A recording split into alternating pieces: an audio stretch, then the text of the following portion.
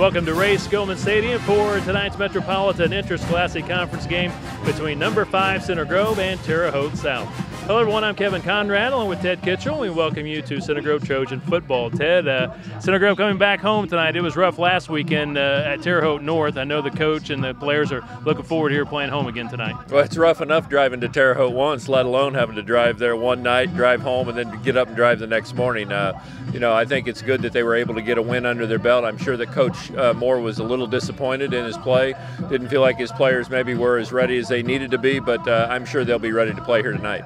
Ted, for the Center Grove Trojans, they're missing some key players, even for tonight's game, due to injury and various elements, but I know it disrupts the rhythm what you're trying to get accomplished during practice and getting ready for game time. Well, it's a major concern. I mean, obviously for your team. I mean, you look at a guy like Max Norris. I mean, he's not only a great running back, but he really keys their speed and being able to get outside. If you don't have him, then Logan Hudson's going to be the guy that has to get outside for them.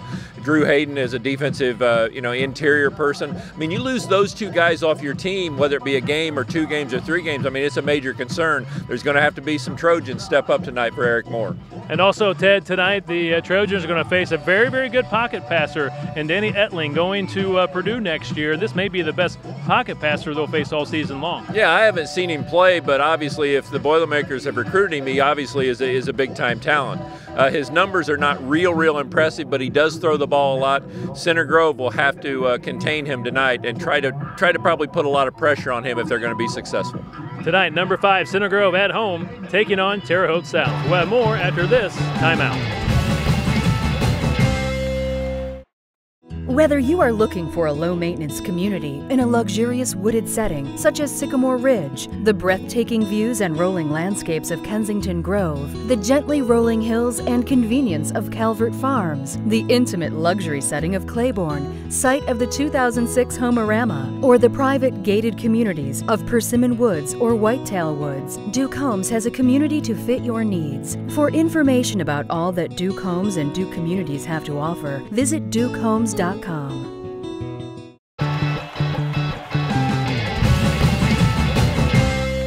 Welcome back to Center Grove football. I'm Kevin Conrad, now joined by the head coach of the Trojans, Eric Moore. Coach, before we talk about tonight's game against Terre Haute South, let's recap last weekend. Boy, what a whirlwind weekend for you and the Trojans. You go to Terre Haute North on Friday, bad weather, you come back home, you get home late, you go back early on Saturday, and you pull out a 2-point victory against the Patriots. Yeah, whirlwind was a really good choice of words that you would have used there.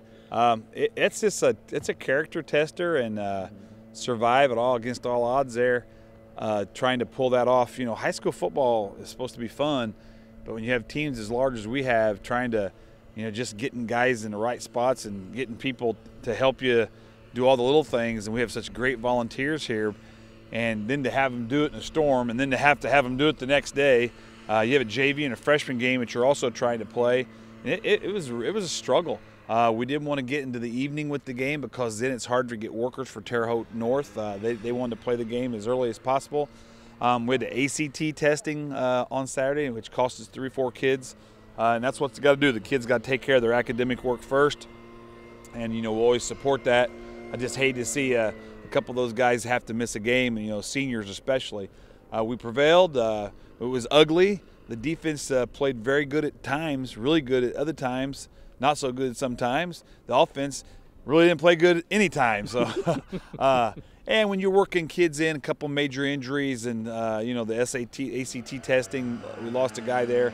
That was tough. Our team grew up. Our quarterback had a lot of, situations he had to deal with about new personnel. And, kids made some plays. We made just enough plays to get the job done. Ends up a big field goal there before half. Ends up being the difference.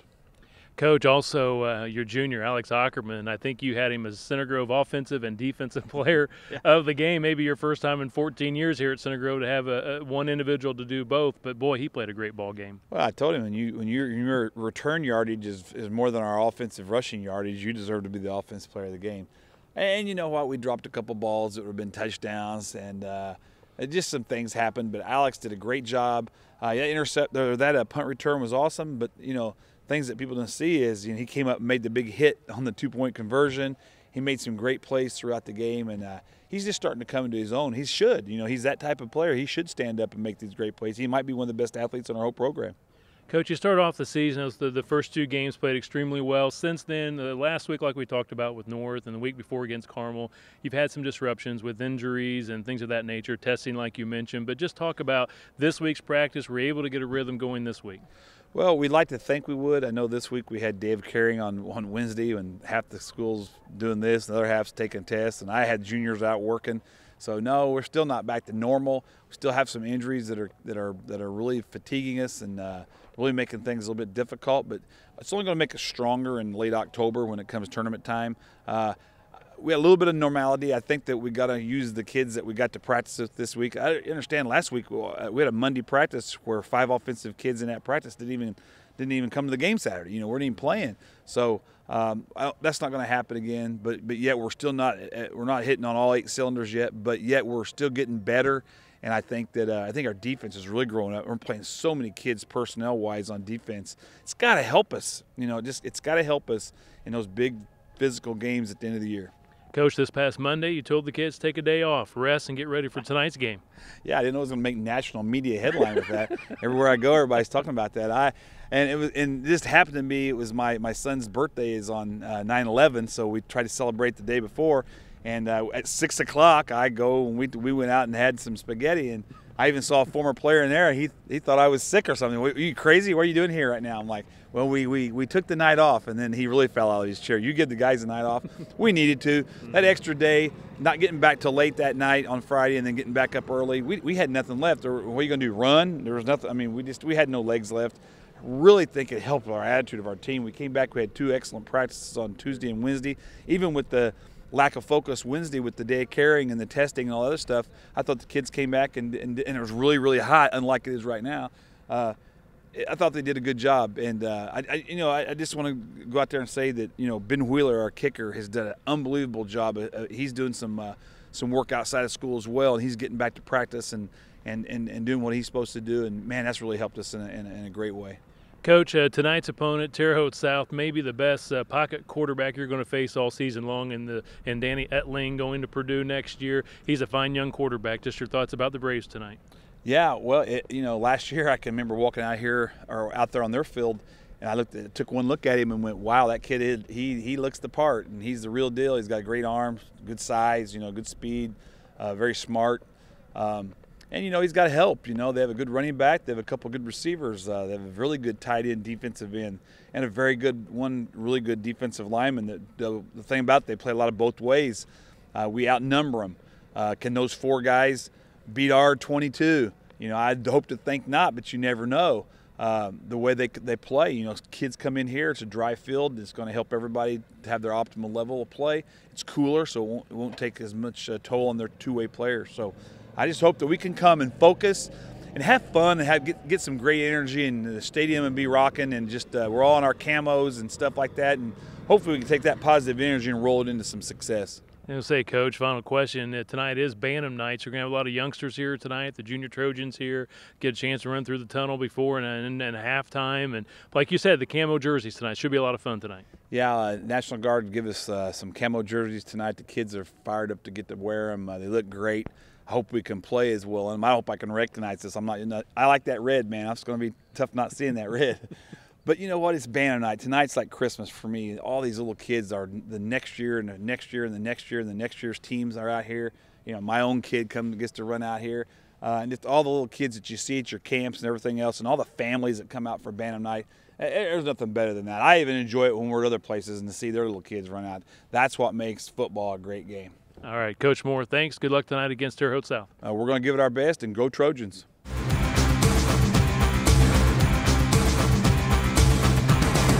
Go south and save during Truck Month at Ray Skillman Southside Buick GMC Truck. Get discounts and rebates up to $13,000 on new Sierra trucks. Or drive a new Sierra Z71 4x4 with PowerTech package for only $199 a month. Drive a new Terrain as low as $249 a month. Or a new Acadia, only $249 a month. Or get 0% financing up to 72 months. With over 600 new GMC trucks available, it's time to go pro at Ray Skillman Southside Buick GMC Truck. And now a word from your friends from Floors to Go.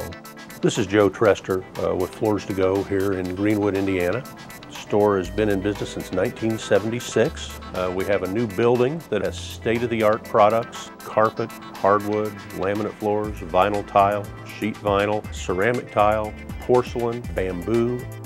The new Floors to Go has more room, more flooring products, and more deals per square foot. Stay tuned for more from Floors to Go.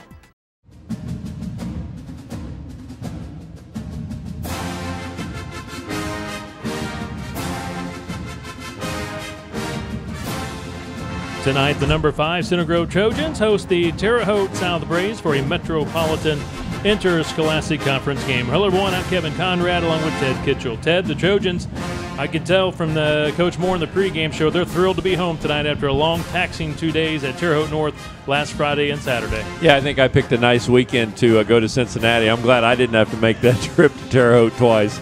But they were fortunate to get out of there with a win. I think that Coach Moore feels fortunate about that with some of the injuries they have, the people taking ACT tests and things like that. I think you'll see a much different team tonight after they've had a chance to practice for a week with these people that will be in the new positions. The head coach of the Trojans in his 14th year as Center Grove head coach, Eric Moore. Won state championship back in 2008 under Coach Moore, 3 conference titles, also 12 winning seasons under Coach Moore. The Trojans bring in a 3-1 record tonight. Wins over Perry, Meridian, Whiteland, and Terre Haute North. The lone loss coming to the Carmel Greyhounds in Week 3. Center Grove is 1-1 in conference play. This week in the state polls, number 5 in the coaches poll in Class 5A. In the media poll, number 6. And in the computer rankings in 5A, Center Grove number 5. Ted, how about the impact players tonight for Center Grove? Well, for Center Grove, I think that you have to get to look at their running backs. I mean, who are they going to plug in there? Obviously, Norris is not going to be in the game tonight, so you're going to probably see a lot more of Lane Morris. You're also going to see Connor Stapleton. I mean, that's those 2 guys are going to be real key. Logan Hudson, he's one of your guys with a lot of experience. He's only a junior, but he's got a lot of experience. And then most importantly, I think Calvert really has to control this team. He's got to get this team in and out of the offense, get them on the field. When they get in a rhythm, he really needs to get them moving. So I think those are some key players to look at. And then on defense, obviously, Dylan Dallas is moving to a down position to take the position of Hayden, who is out tonight also. The head coach of the Terre Haute South Braves, Mark Rates, in his 6th year at Terre Haute South. Coach Rates is a 1997 graduate of Terre Haute South, played quarterback for the Braves. After high school, went on to play football at the United States Air Force Academy. The Braves are 2-2 on the season. This is their 2nd trip to Johnson County. They began the season at Indian Creek and defeated the Braves 34-24. Lost to Terre Haute North at Memorial Stadium at Indiana State University in Week 2, 27-10. Defeated Vincennes Lincoln 34-0 and lost to Carmel last Saturday in a conference game 38-0. So again, the Braves 2-2 on the season, 0-2 in the conference, and in the computer rankings, Terre Haute South is ranked number 35 in Class 5A. Ted, how about the Braves playmakers tonight? Well, I think there's a number of guys I think you need to keep an eye on. Obviously, number 8, he's your quarterback, Etling. He's a guy that has been recruited by the Purdue Boilermakers. He's going to be a Boilermaker next year. Obviously, if a big-time program like that has come after you, there's a lot of talent. When you look at his stats, not real impressive, 41 for 81, 506 yards. They will put it in the air. And, look for Center Grove to try to get him on the move. I think the other guys to really watch for are guys that go both ways, and Coach Moore talked about it. He talked about these guys and trying to wear them down. Watch for number 10, Bell, 17, Keller, 54, Russell, and 55, Barry. Those are guys that go both ways on the field, offensively and defensively. See if Center Grove can wear those guys down and take over in the 3rd and 4th quarter. The series between Center Grove and Terre Haute South. Center Grove leads the series since 1998, 18 games to none. They've won all of them.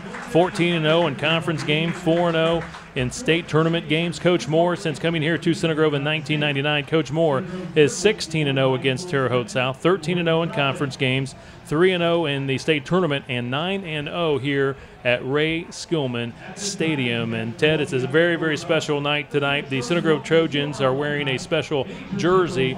The Indiana National Guard has provided Center Grove with jerseys to wear tonight. And doing the coin flip tonight will be the commander of the Indiana National Guard, Major General R. Martin Umbarger. He is a resident from Bargersville right here in the Center Grove area. So he's going to do the coin toss. So again, Ted, the Trojans in the camouflage jerseys. Just a neat thing that the Center Grove Trojans are doing tonight. Well, it's a true honor whenever you get to wear those kind of colors, the colors of, it's not the red, white, and blue of what we consider our country, but the colors of our armed forces. And you think about all the guys that put those on a daily basis and protect you and I and everybody else throughout this country. That's got to be a true honor, and I'm sure that that's something that Coach Moore and the rest of the coaching staff has talked a little bit about. You're putting this jersey on. It's a special jersey. Make sure you play like special people here tonight. Statistic with these jerseys, 8 teams have wore these jerseys already, and 8-0. They're undefeated in these jerseys, so Center Grove will try to make it 9-0 in these jerseys tonight as they're hosting the Terre Haute South Braves in this all-important Metropolitan Interscholastic Conference game. And again, we're having the coin toss at midfield. Again, the Trojans wearing the Indiana National Guard jerseys. Again, camouflage design, just like the U.S. Army uniform. Great crowd tonight. It is Center Grove Bantam football night, so a lot of youngsters here tonight. A lot of them got introduced during pregame festivities. More will be introduced coming up at halftime. And Ted, I know this excites Coach Moore. He said he's like a kid at Christmas time when he sees all the youngsters come out here on Bantam night. I just like to see Rick run up and down the track. We already saw him prance. He kind of prances when he gets out there anyway. Our third guy here in the booth, though, and I think he gets to do it again at halftime. So he's become quite the special person out there. But I know Coach Moore really does enjoy it. Obviously, the heart and soul of his program lies in all those young kids and learning about Center Grove. And these are the things that make you want to play on Friday nights, is when you're a little kid and you go to the football games and you watch your heroes. Your heroes aren't Colts, and they aren't guys that play at Indiana or Purdue. They're guys that put on the high school uniform, and when you're a little guy, and that was very, very important for them. Here are the Center Grove Trojans.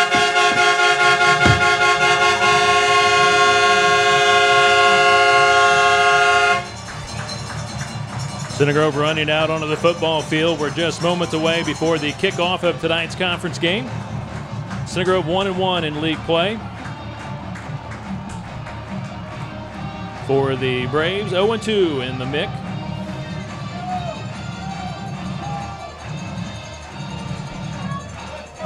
Again, a great crowd tonight for the Center Grove Trojans here at Ray Skillman Stadium. Again, the Trojans went to Terre Haute North last Friday to play, and that game, due to bad weather, had to be rescheduled for Saturday morning. So just a heck of a weekend for the Trojans, making that long trip to Terre Haute not once but twice. That's about 6 hours of driving, and the Trojans really appreciate the home fans and playing right here in front of the home fans at Ray Skillman Stadium. They'll be here tonight, and of course next Friday night will be homecoming when the Lawrence North Wildcats come to town.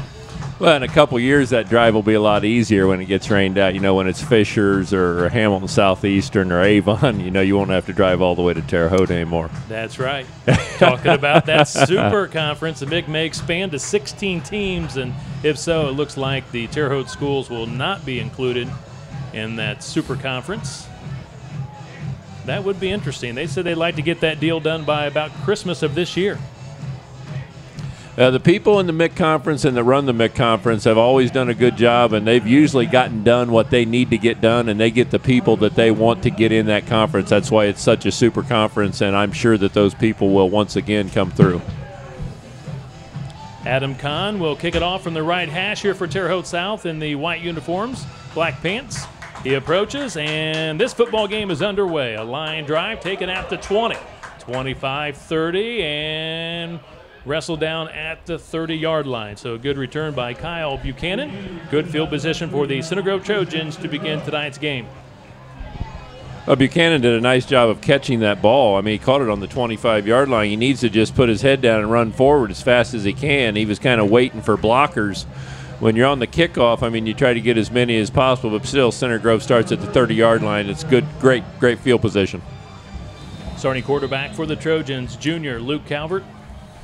21 of 35 passing this year, 318 yards, 2 touchdowns, 2 interceptions. His longest pass of the year, 43 yards. Play action, boot to the right. Pass is complete to Lane Morris. He's got the first down. He's to the 45, taken down at the 47. Great opening call by Center Grove head coach Eric Moore. Yeah, and it doesn't surprise me that he's going to do a little bit of that. I think that he's going to have to open it up just a little bit. I mean, to get to the outside and to get where he wants to get, to open up things in the middle for him, he's going to have to throw the football, because where he used to have Max Norris to open things up on the outside, he no longer has him right now. 17-yard reception for the junior, Lane Morris. New set of downs here for the Trojans at the Trojan 46. Running play, big opening, Lane Morris. He's inside the Terre Haute South 35. He's pulled down from behind. He'll be marked at the 34. Pick up at 20 yards for Lane Morris. You can see last week they struggled all night or all morning or afternoon, whatever you want to call it, at Terre Haute. When they finally got to play, they struggled in their game, and a lot of it had to do with their blocking up front. I know that's one thing that they've been working on all week, and so far in 2 plays, they've been very efficient. Center Alex Woods, he's a junior, gives a snap to Calvert, now to Morris. He spins, he's to the 20, another first down, still on his feet, reverses field. He's inside the 15 and stumbles at the 12. He was bumbling and stumbling on that play, but Morris with another nice carry. Well, he started on the 30, and Morris, after 60 yards in 3 plays, he's got it down to the 10. So, I mean, I would guess you give it to him one more time, and he just took a break. Oh, okay. He came right here to the sideline after 3 consecutive plays with passing and 2 running. He's going to get a breather. Handoff coming here to the near side. Connor Stapleton, he's tripped up at the 5. Otherwise, he goes in for the score. I'll tell you what, I'm not sure that South has all 11 players out there. I mean, right now, I mean, I'm not trying to make it light of it, but I mean, Center Grove is absolutely running like water through a sieve. I mean, they're just running through it. Nobody's even touching them till they're 5-10 yards down the field. Logan Dady, junior defensive back, with the tackle. And even on that play right there where he got a hand on him, he should have been in the end zone for a touchdown. Stapleton, 7 yards on the carry. Ball at the South 5-yard line. Opening drive of the ball game for Center Grove. Calvert will call a timeout. Coach Moore did not like the setup, and Coach Moore calls a timeout from the sideline. Yeah, he's pointing at the clock, saying that clock was getting down. I didn't get to see what the play clock was at, but he obviously was not going to take a penalty, a 5-yard penalty, when you're on the 5-yard line, second and goal, basically. So he's not upset. That's one thing that Calvert, and I talked to Coach DeLuna a little bit about it, is getting that team in and out of the huddle, especially when they're on a roll. I mean, when the things are rolling. I mean, remember last week, if you watch Peyton Manning come back, the first quarter, Peyton Manning is running the offense the way that they're used to running it in Denver, in and out of huddles. The second quarter, he starts doing it the way he wants to do it, keeping them on the field, not letting the defense get off, calling things at the line. Calvert needs to do a little bit of that as far as getting his team in and out of the huddle and moving them, especially when they're on the move. Lane Morris back in after a quick breather. Again, it's 2nd down and 5.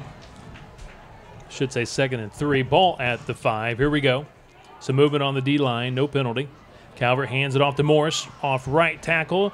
He pounds it in there, and no indication. He is very, very close. They're going to put him at the half-yard line. Holy cow. Picks up a first down. It'll be 1st and goal at the half-yard line. Well, great surge there by the offensive line and also Morris. Lane Morris has really come ready to play. I mean, he's touched the ball 4 times, and he's got 69 yards. So he's been the driving force on this drive so far. Lane Morris on the season, averaging 64 yards per game on the ground, 1 touchdown. Man in motion is Logan Hudson. Hudson around the corner easily, untouched, touchdown.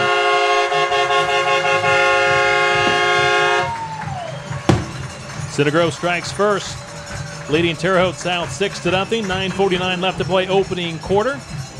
Very impressive opening drive for the Center Grove Trojans. Yeah, it surely was. I mean, they ran 4 or 5 plays, and they moved it 70 yards. I mean, Lane Morris did a majority of the work right there, but your offensive line, really makes a difference when they're communicating with each other. They're pulling, they're doing the things that they need to do and making the blocks that they need to block to make this wing tee go.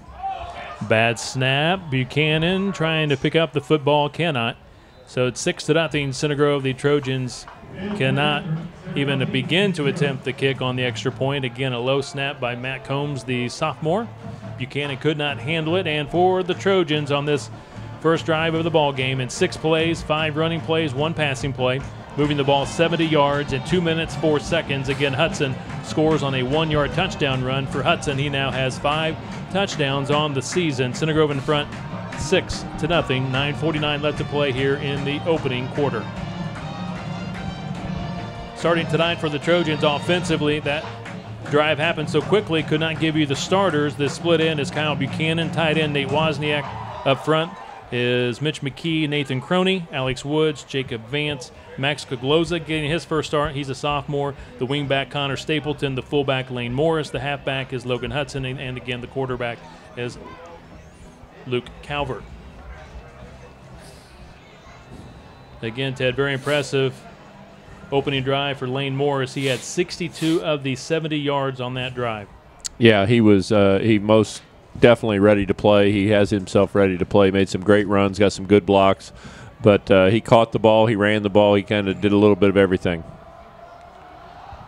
Ben Wheeler with the kickoff. He'll go to the 5-yard line. Return man here comes to the near side. Now reverses field. He's to the 25, 30, and wrestled down at the 36-yard line. So a very, very good return for Terre Haute South. 32-yard return for Jonathan Weekly. He's a senior.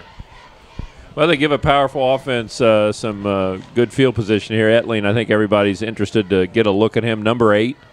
He's your quarterback. As we said, he comes in 41 of 81 completion-wise for 56 or 50%, about 665 yards.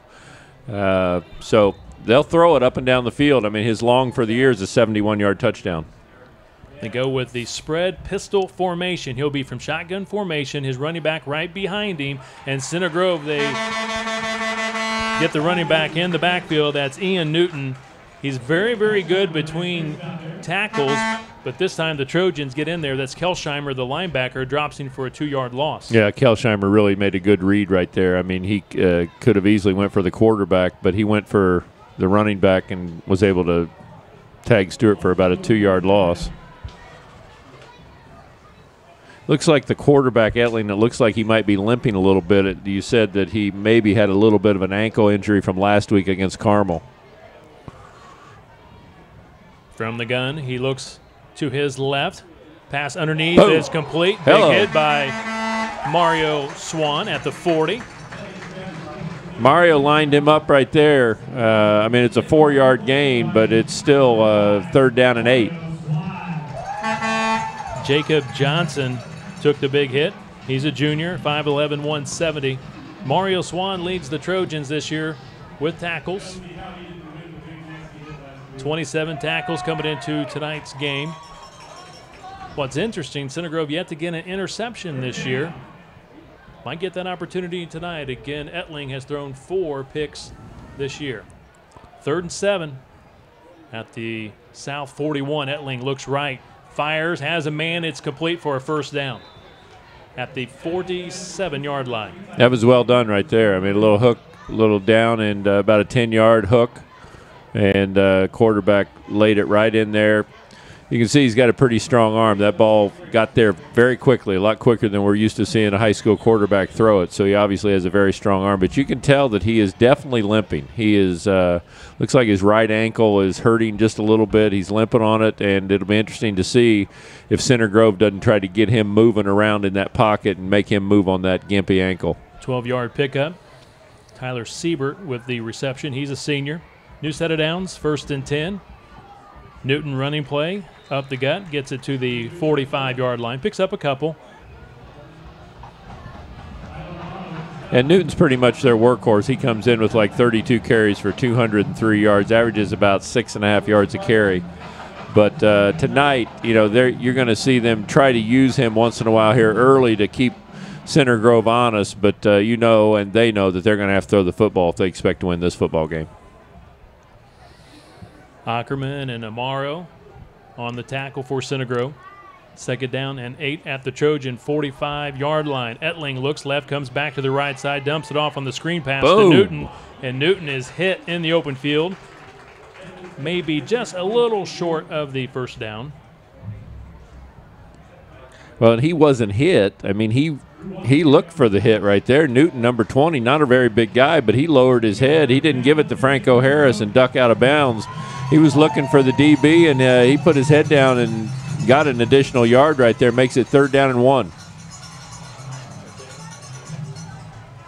Yeah, it's going to be 3rd and 1 at the Trojan 38-yard line. 6.5 minutes left to play opening quarter. Center Grove in front, 6-0 over Terre Haute South. Newton hit behind the line of scrimmage. He is short of the first down. It'll be 4th and short. Yeah, very surprised to see him with 3rd and about a half yard. We said a yard, but it looked like it was about half a yard.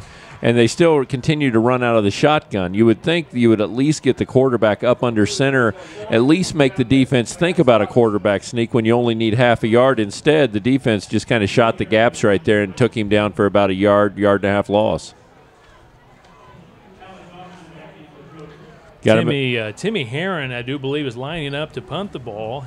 On their depth chart, their punter is Jeremy Patterson, number 86, so they got a different individual out there punting tonight. He'll punt this one away toward the sideline, out of bounds. Let's see where the official will mark it off. Not very good.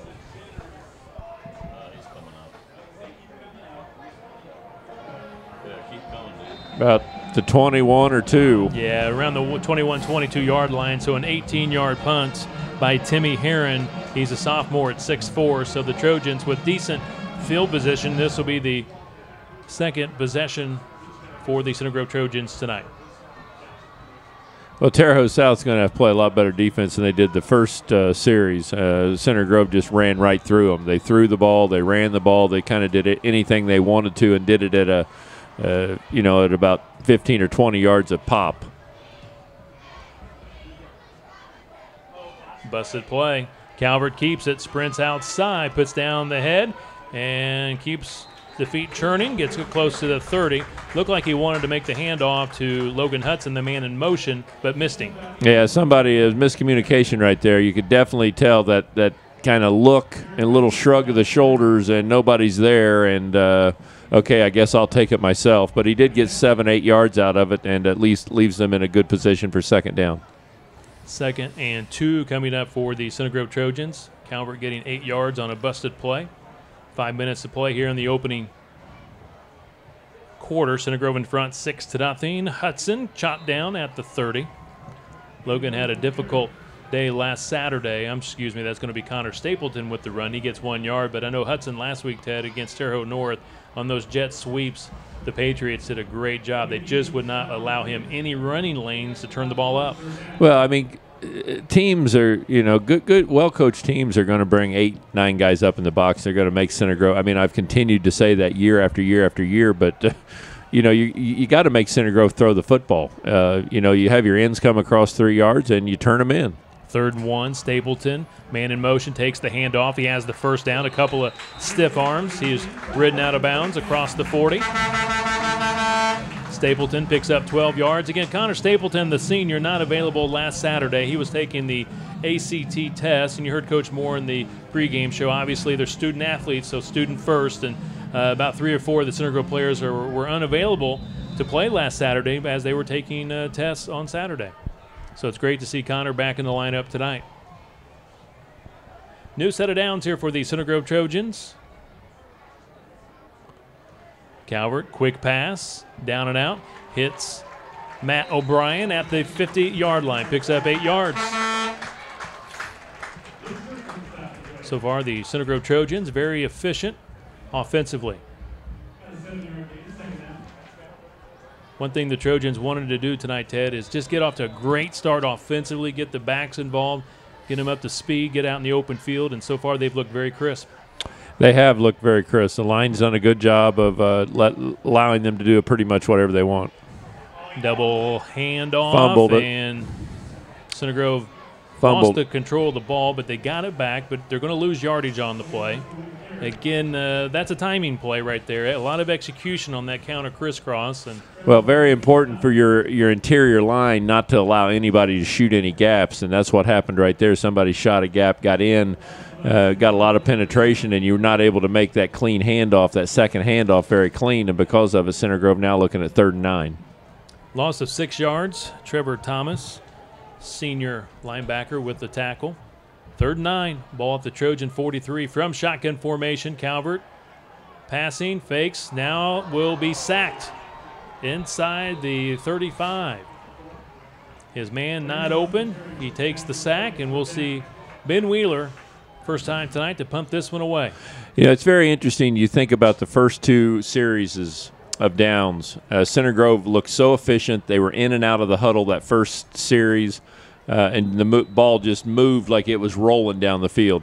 That time they continued to struggle. They weren't getting the plays in on time. There was no sequence moving, and they just need to do a better job offensively. Wheeler averaging about 40 yards a punt. This one takes a nice roll for him out of bounds. Referees will mark it on that far sideline at the 34-yard line.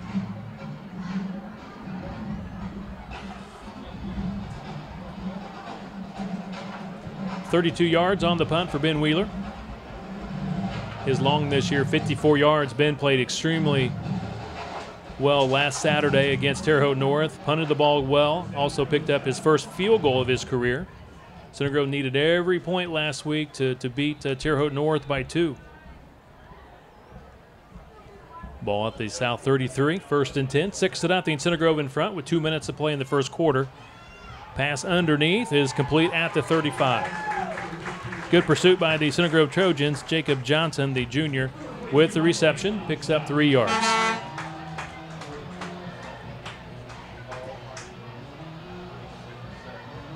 Ted, with this Center Grove defense, they allow things underneath, but boy, they do fly to the ball. Yeah, they're going to give you that 2 or 3 yard pass, especially on this part of the field. They're not going to allow you to try to get behind them. But it'll be interesting to see. At some point in time, Terre Haute South will have to take a shot every now and then. 2nd and 6. Siebert in motion, takes the handoff. Siebert fakes it inside, now cuts it out to the perimeter, down the sideline. He's knocked out of bounds just shy of the Trojan 40.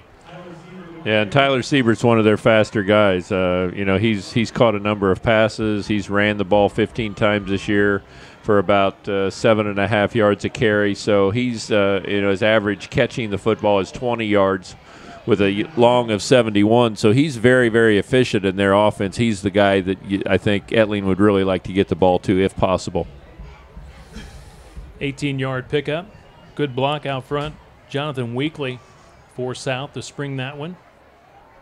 Etling fakes. There it throws is. To the there end zone. He's got a man, and it will be a touchdown for South. Great execution. Pump and go.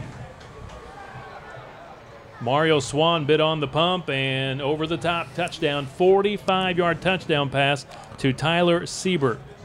And that's what we were talking about, and that's the guy we were talking about. I just told you, he averages 20 yards a catch, and at some point in time, Terre Haute South is going to take their shots, throughout the game. They're going to get you to try to fall asleep, with those little down and outs, and that's what they had done all day, all of a sudden down and out and up, and they got a 60-yard touchdown. Siebert now 4 touchdowns on the season.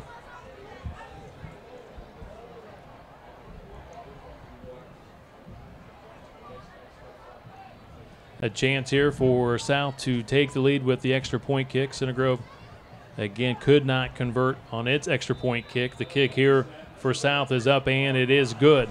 So 7-6, South leads it with Adam Kahn's extra point kick. 1:15 to play here in the first quarter. Well, Center Grove came out. They seemed to be so focused. Offensively, they really looked focused and moved the ball in about 5 or 6 plays right down the field, 70 yards, touchdown. All of a sudden, they mishandle a snap or it's a bad snap, and they only get 6 when they should have had 7. And ever since then, they've not quite looked as sharp. Defensively, not as sharp. Offensively, they got back on the field, didn't look as sharp, had to punt the football. So you're going to have to kind of refocus here, and that seems to be something. Last week their mentality, their mental approach to the game. This is a game that you want to get out there and really mentally take it over. Now all of a sudden you look up and it's 7-6, and you're behind. For Terre Haute South on the scoring drive, only 54 seconds, 3 plays, 1 running, 2 passing, 66 yards. Again, a touchdown pass from Etling to Siebert, 45 yards. 7-6, Terre Haute South leads it. 1:15 to play here in the opening quarter. Not a very good kickoff. This one may go out of bounds, and it does. Penalty flag comes out. Again, the Terre Haute South Braves struggling with their kickoffs. Adam Kahn with the kickoff. Again, the penalty flag down.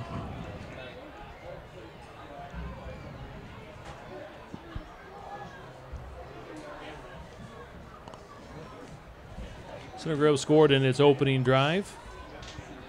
Last drive, the Trojans had some miscues, cost them. Got into a 3rd and long situation, forced a punt. So with the penalty, the ball will be placed at the Trojan 35-yard line.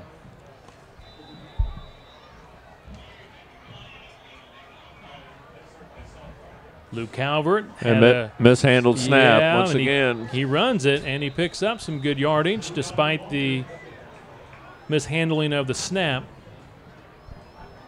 Those are little things, and he didn't fumble it, and he still got 5 yards out of it, but those are really big things, especially when you're running the wing tee. The wing tee is all about timing, working together as a group, and right now they're just a little bit off out there. Picks up 5, 2nd and 5. Running play near side. Stapleton, some good blocking. He's got the first down. He's cut down at the 43-yard line. The senior picks up 17 yards. Again, really good blocking for Stapleton on the edge. Good blocking and good, he kept his head up and really did a nice job of using his blockers. I thought he was going to step right on top of that one defender and keep going. I mean, he does a wonderful job keeping his balance. Defensively tonight for South, up front, Stevens, Russell, Berry, and Keller. Linebackers, Banks and Whalen. In the secondary, Thomas Bell, Dady, Church, and Weekly. Play action, boot pass. It is complete to the big fella, Nate Wozniak. He rips away from a tackle. He's inside the 20. The big fella, Nate Wozniak, with the reception. That's his 7th catch of the season. Well, and he did a nice job of keeping his feet. I know we've gotten on him before so many times. He catches the ball and goes down to his knees right away. Right there, he was able to catch it, and he got an additional 10 yards after the catch. And things like that are important, especially if he wants to play tight end at the next level. 24 yards for Wozniak. Ball at the South 19-yard line. Handoff to Lane Morris. Wrapped up as he rams it to the 15. We saw a lot of Lane Morris in that opening drive, but since then we have not called his name all that much. I like this where they get right up and get it's a quarter. That brings us to the end of the first quarter, and our score, Terre Haute South leading number 5 Center Grove 7-6. We'll take a break. This is Center Grove Trojan football.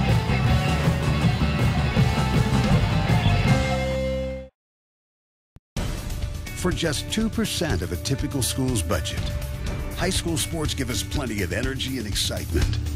For just 2%, they also give us young people whose leadership and commitment to excellence will pay big dividends in our community for years to come. 2%, that's one investment we can all feel good about. High school sports, pure spirit, pure sport, pure launching pad for life.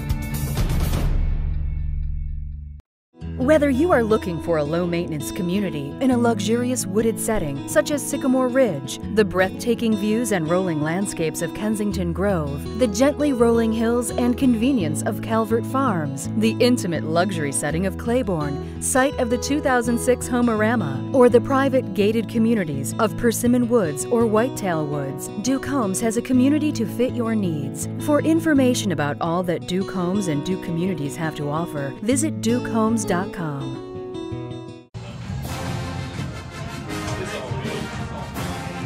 Tonight's Center Grove football game is brought to you by Winterwood Mortgage, your hometown mortgage company supporting your hometown Trojans. Call today, 1-800-888-1135 or online at winterwood.net. By Ray Skillman Auto Group. Ray Skillman, where we stack them deep and sell them cheap. After one complete here at Center Grove High School, the Trojans trail Terre Haute South 7-6. Again, the difference. Center Grove could not convert on its extra point kick. Center Grove did strike first on the opening drive, scoring. Hudson with the scoring touchdown for the Trojans, but a bad snap. The Trojans could not attempt the extra point kick. South, though, did respond late here in the first quarter. Etling with a nice touchdown pass to Siebert, and they convert on the kick to make it 7-6 Terre Haute South. As we get things underway here in the second quarter, Center Grove with the football, 2nd and 9 at the South 18-yard line. Power running play up the middle to the 15. Nothing there, just straight ahead. Just powering the football straight ahead for about 4 yards. 3rd down and 6.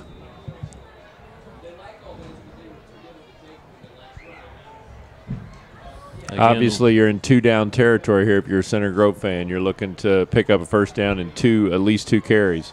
That was Lane Morris on the carry, and now they call, is that Stapleton? Hudson, excuse me. He gets outside down the sideline, pushed out of bounds inside the 5, picks up 10 yards.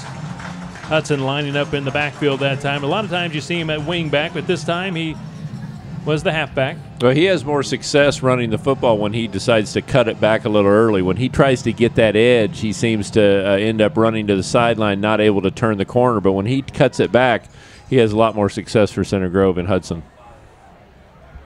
1st and goal at the 5-yard line. Calvert looking back to Coach Moore on the sideline. Double checking on the play call. He may be checking out of a play into a new one. Well, he's down to 4 seconds on the time. Now he's under center, takes the snap, end around. Hudson trying to race to the end zone, cuts it up. He's in there. Touchdown!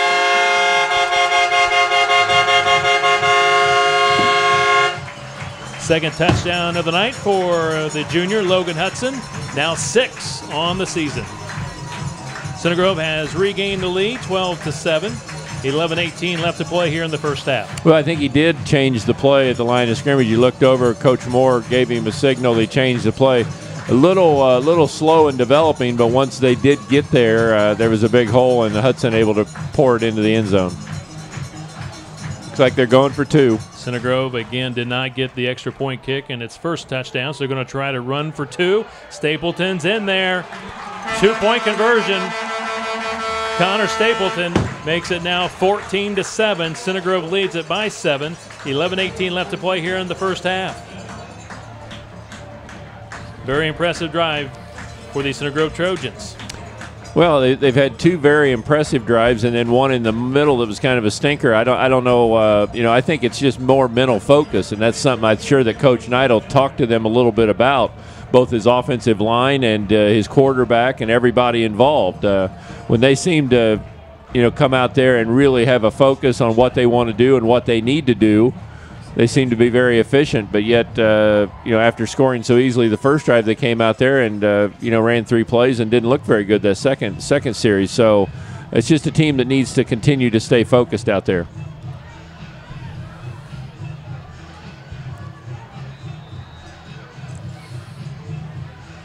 On the scoring drive for the Trojans, 65 yards in 1:47. 6 running plays, 1 passing play. Again, 5-yard touchdown run for Logan Hudson, his 2nd of the night, his 6th on the season. Again, Stapleton on the 2-point conversion. 14-7, Center Grove leads it. Ben Wheeler kicking with the win. High, but it will be returnable from the 5-yard line. Siebert gets up to the 20-yard line, and he is gang tackled at the 20.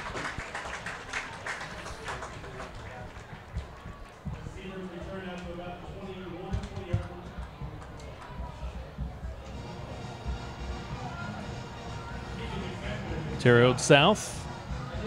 Last offensive drive, very impressive. Ted Etling again going to Purdue next year, the quarterback. He did a pump fake and got Swan to bite on it. Hit Siebert on a 45-yard touchdown pass. Coach Luna says he can make about every pass possible from the pocket. Yeah, he looks like it. He's got a very strong arm. I mean, when he throws it across the field, he has no problem getting it there. Hand off to Newton. Center Grove doing a great job. Swarming to the football, making the tackle at the line of scrimmage, no gain. I mean, here's where if you're Coach DeLuna, Coach Moore, you want to start putting some pressure on that quarterback. You see him kind of limp in and out of the huddle and limp out to the huddle. That ankle's not feeling very good, so you want to put him on the run as much as you can. And right now you're looking at second and about 9.5, so probably a passing down for Terre Haute. Tomorrow, Dallas and Hunt on the tackle for the Trojans. They will give him 1 yard on the play, 2nd and 9. From the gun, looks to his right, fires quickly, has a man out of bounds. It is a completed pass on that far sideline. Down and out going to Jonathan Weekly. Yeah, Brings up 3rd down. It's going to be difficult to get any type of pressure on him when he's throwing it that quick. I mean, he's got it in his hand, and within a second, he's letting it go. So those are just timing routes that he's running with his guys, and that's well done. I mean, that's something that it's pretty hard to take away. Starting tonight defensively for the Trojans in the secondary, Swan, Brickley, Ackerman, and Hunt. Linebackers, Hanlon, McFatridge, Kelsheimer on the D-line, Ponder, Dallas, Stone, and Amaro. 3rd and 5 from the south 25-yard line. Shotgun formation, has a man, threw it behind him. Siebert could not hang on, and he was rocked. He took a hit. Good hit by Michael Hanlon, 6'1", 195-pound senior linebacker, put the lick on him, and Siebert could not hang on. Punting unit for Terre Haute South. Timmy Herron, 6'4" sophomore, doing the punting tonight. He'll punt this one away from his own 10-yard line.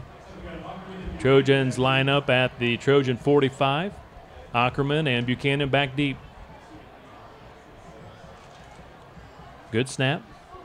Herron, nice spiraling punt in the direction of Ackerman. He returned one for a touchdown last week against Terre Haute North, but on this play he is dropped immediately. Still, it's a good job by Ackerman coming up and making the catch. I mean, you just continuously save your team 10, 15 yards every time you come up and have the guts to make that catch, whether it be a fair catch, whether it be under pressure, whatever it might be. You're going to save your team a lot of yards. Roofing Made Easy is a proud supporter of Center Grove Trojan football. For all your roofing needs, contact Roofing Made Easy at 317-372-6233 or online at indieroofrepair.com. Roofing Made Easy, some of your friends are our customers. From the Trojan 43-yard line. Stapleton, end around, takes the handoff, cuts it out to the perimeter, and taken down at the 45-yard line. Picks up a couple. He was slammed to the turf. Tackle made by Dylan Banks, 6'1", senior. Couldn't tell exactly who it was, but he popped him pretty good there. Yeah, they said it was Dylan Banks. He's one of the inside linebackers. See how we kind of drag in and out of the huddle there? We need to hop. I mean, have some hop in your step. I mean, get up there to the line. Be ready for a big play. On 2nd and 8, Logan Hudson off right tackle. Gets it across midfield. Logan Hudson really hit that hole hard and fast. Let's see us now how we get in and out of the huddle. I mean, we need to be in the huddle right now. Calvert needs to get him in the huddle, talk to him just a little bit. Come on, guys, let's get up to the line. Let's run this play. Let's, get some real positive yardage here. Instead, we got a timeout. Whistles on the field. Oh, it was a player timeout. 10 was hurt. 10 goes to the sideline. That's Dylan Bell. He's their leading tackler going to the sideline. And he plays both ways. He's also a receiver. 3rd and 2. Ball at the south 49-yard line. 14-7. Center Grove leads it here in the second quarter. Running play. Center Grove's got the first down with Lane Morris, and he bangs off a tackler and gets it inside the 40. Well done. 12-yard pickup. Yeah, very well done. Very well blocked. I mean, they're looking to shut the edge down right there, and Center Grove kind of runs between the tackles, and it was wide open. Lane Morris did a nice job getting there and getting about 15 yards.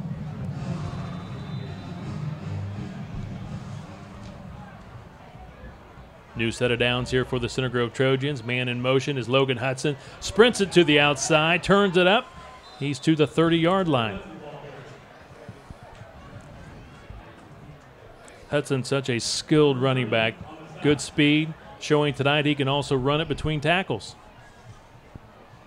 Something we haven't seen from Logan last year and this year up to this point until tonight's game. 2nd and 3 is the call for Coach Moore and the Trojans. Ball at the south 30-yard line. Straight ahead running, pounding the ball up the gut is Lane Morris. He breaks away. He gets it close to the 10-yard line. Well, Lane Morris does an excellent job when he does run between the tackles of reading his blocks. That time he ran with his blocker, and as soon as his blocker took the defensive player one way, he went the other and just made an outstanding run. 19 yards on the carry. Connor Stapleton shakes 2 tackles, shakes a 3rd tackle out of bounds, flagged down at around the 11-yard line. Might be a holding against the Center Grove Trojans. Saw Hudson in that general vicinity. Great job by Stapleton. He was able to break 3 arm tackles before running out of bounds. Ted, we got to talk about the new video scoreboard. It's operational tonight here at Ray Skillman Stadium. Your thoughts? Very nice. Very impressive. I can't remember us having one of those at Lewis Cass when I was playing. It's been a number of years since I was playing high school football. But Rick, how about North Posey? Did they have videos? Yeah, we had the Jumbotron. Jumbotron at North Posey, way down south.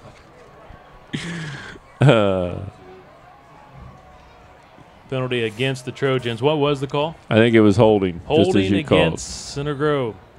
So it'll be first down, ball at the 22-yard line. Center Grove can get a first down at the 1. Calvert on the bootleg pass has Wozniak inside the 5. He stretches out He's his in. 6'10 body. I thought he got in. He Yes, did. he did. Touchdown.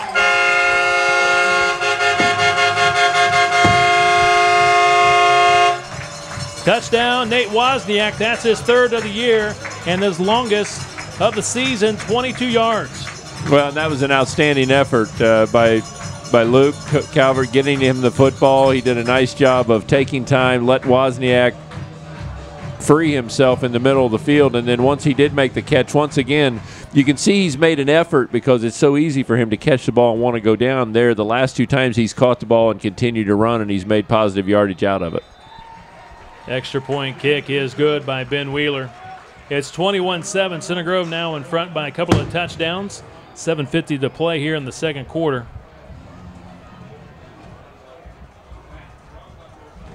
Very impressive pass by Luke Calvert for Calvert on the season now. 3 touchdown passes. That one goes for 22 yards, and all 3 touchdown passes for Calvert going to the big fella, Nate Wozniak. He is a big target.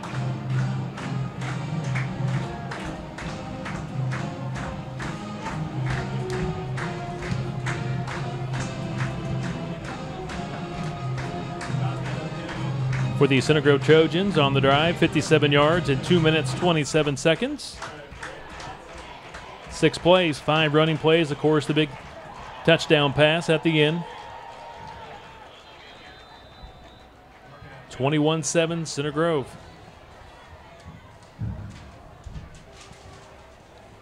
Ben Wheeler steps it off. He'll prepare to kick this one off. Again, no wind to speak of as of right now. Before the game, we had about a 10-mile-an-hour wind coming from the north, but right now it is very, very calm here at Ray Skillman Stadium, and it goes to the 4-yard line. Return to the 20, and the ball comes out, still loose. Center Grove says, hey, we got it. Let's wait. Yes, it will be Trojan football. The Center Grove Trojans come up with it.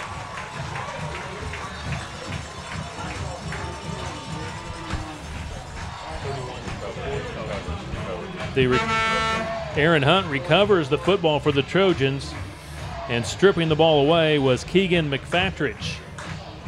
So the Trojans with a big, big turnover. Ball at the 12. It'll be 1st and 10 for the Trojans. Again, Aaron Hunt recovers the ball, and McFatridge forced the fumble. Well, and it was, good coverage. I mean, they only had it out to about the 20. Now they've fumbled it. It's all the way back to about the 11-yard line.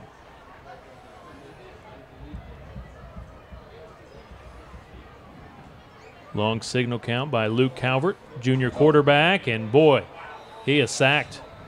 Shooting through there quickly, unblocked for the South Braves is Derek Whalen. He's a linebacker at 5'9", 180. He shot the gap and got him. Yeah, again, just, when that offense gets out of rhythm, I mean, they don't block well, they don't run well, and they just don't do much well. So, they just need to you could tell it was a long count right there. I don't know if they were waiting for something to happen, but something good sure didn't happen there. Loss of 9 yards. Logan Hudson darts to the outside, down the middle of the football field. Touchdown!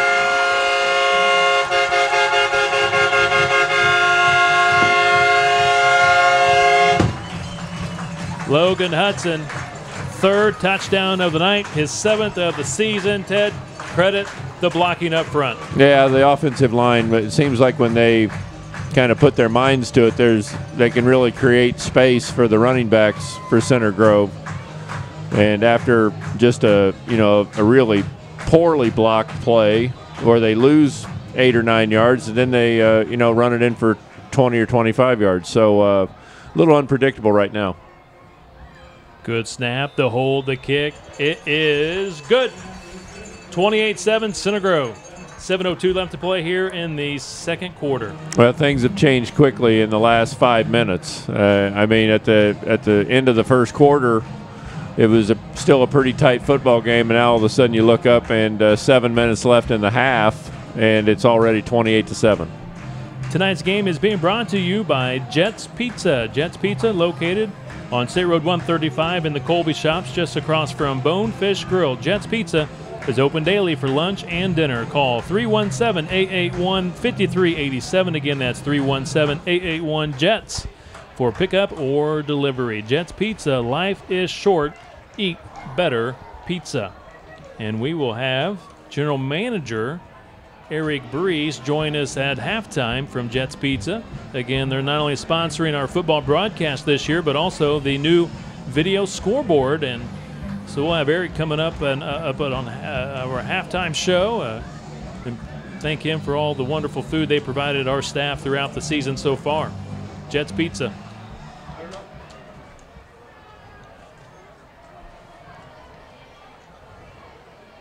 Center Grove trailed 7-6 after the first quarter, but since then it has been all Center Grove football as they lead it 28-7. Wheeler's kick high, and it'll be 1 yard into the end zone. It will be a touchback. Ball will be placed at the 20. Ella's Frozen Yogurt, located at the corner of Fairview and 135 behind Mike's Car Wash, has expanded. Ella's offers more seating, a bigger patio, and a party room. Ella's has 10 mouth-watering yogurt flavors and more than 80 toppings. The expanded patio is a great place to visit with your friends after the game, and the newest attraction is a party room called Ella's Place. It's a great place to have private gatherings, team parties, or just a place to celebrate the big win. To reserve Ella's Place for your next so special event, go to ellasfrozennYogurt.com. Have swirls of fun at Ella's Frozen Yogurt. And for all the Center Grove Bantam football players out there tonight, if you go to Ella's tonight after the game with your jersey, you'll get half off on your frozen yogurt tonight. Ted, is your Bantam uniform still fit? Get half off at Ella's? Yeah. I'm afraid I might run the crowd off at Ella's if I showed up in my Bantam uniform. Don't think our sponsor, Ella's Frozen Yogurt, would appreciate that very much. Nah, I'm afraid I'd run off all the good people of Center Grove. Passing play incomplete. It brings up 2nd and 10 here for South from its own 20-yard line. Again, special night tonight. It is Center Grove Bantam football night. A lot of youngsters in the crowd. Getting a chance to run through the Center Grove football helmet. The big blow-up before the game and during halftime. Passing play, screen pass. It is complete. Well done. Center Grove read it extremely well. Not much there yardage-wise. Looked like Ackerman did a nice job of coming up, shedding the block, and getting on that one right there. Well done by Alex Ackerman. Very good defensive play. Michael Watt with the reception, picks up 3 yards. Again, Ackerman, the junior, with the tackle.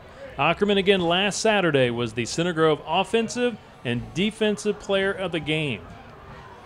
very impressive effort at Terre Haute North. He had a punt return for a touchdown, 11.5 tackles, and had the big tackle on the 2-point conversion late in the game, made a tackle at the 1-yard line to prevent overtime. And an interception by Donovan Bowling. That's the first interception of the season. And for South, a player down, that is Etling, the quarterback. Again, he is coming off a severe ankle sprain last Saturday against Carmel, and he's barely able to walk off the field. Yeah, it looks like it might be one of those high ankle sprains. Those things hang on forever. It's hard to get rid of them. You can tape them up and do everything, but it's just playing through them. I mean, it's pure grit and determination. But Bowling just did an outstanding job right there. He read the quarterback's eyes, stepped right in front of the receiver, and made an outstanding interception. First interception of the season for Cinegrove.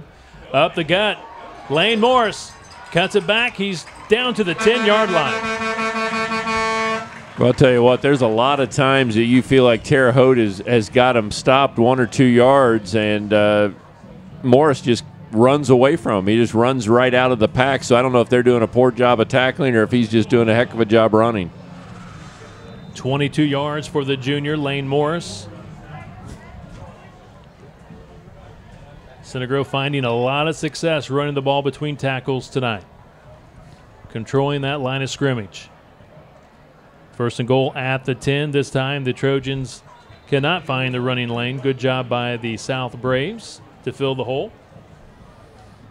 Nice tackle by Dylan Banks, linebacker.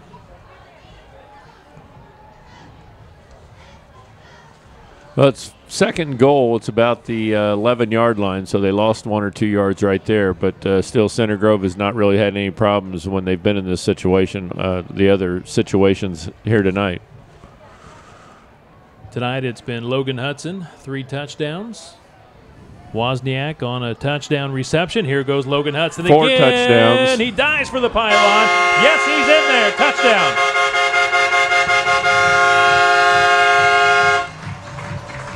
The 11-yard touchdown run for Logan Hudson, his 4th of the night, his 8th of the season. Last year against Whiteland Ted in week 2, 5 rushing touchdowns in the first half against the Warriors. Here against the Braves, he has 4 here in the first half. Yeah, Cinegrove's outscored them. What's that going to be, like 27? 27 or 28 to nothing. Yeah, 28 to nothing. 28 to nothing in about the last 7 minutes. 28 to nothing. Wheeler, PAT kick is good, so 28 to nothing. Cinegrove's outscored the Braves. At the end of the first quarter, it was 7-6. They were ahead, and now with 5 minutes left in the second quarter, I mean, we still got 5 minutes until halftime, and Cinegrove leaves 35-7. So Cinegrove really has turned things around and turned it around quickly here in the second quarter. Ray's Trash Service, a proud supporter of Cinegrove Trojan football. Ray's Trash is a family-owned business that has been providing the Indianapolis area with quality recycling and waste disposal services since 1965. From residential to commercial to industrial, Ray's Trash Service does it all. And right now, the Trojan offense doing it all. Pouring it on. Leading 35-7. 5:02 left to play here in the first half on that drive, Ted. 3 running plays, 32 yards in a minute 5. Hudson again scoring the touchdown. His 4th of the night, 11-yard touchdown run.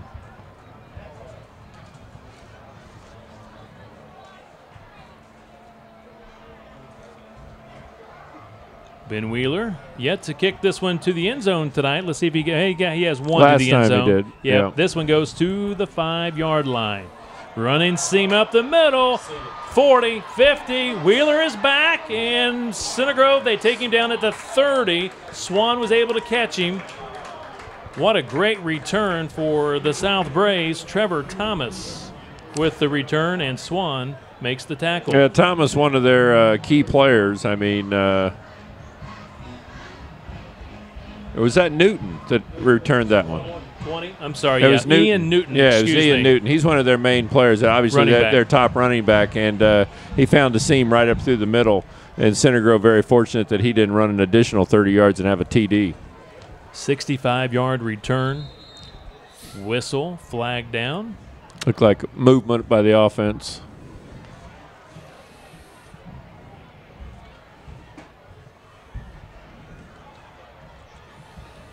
Infraction against the Terre Haute South Braves. 5-yard penalty. Looking at 1st and 15, they'll start from on the 35.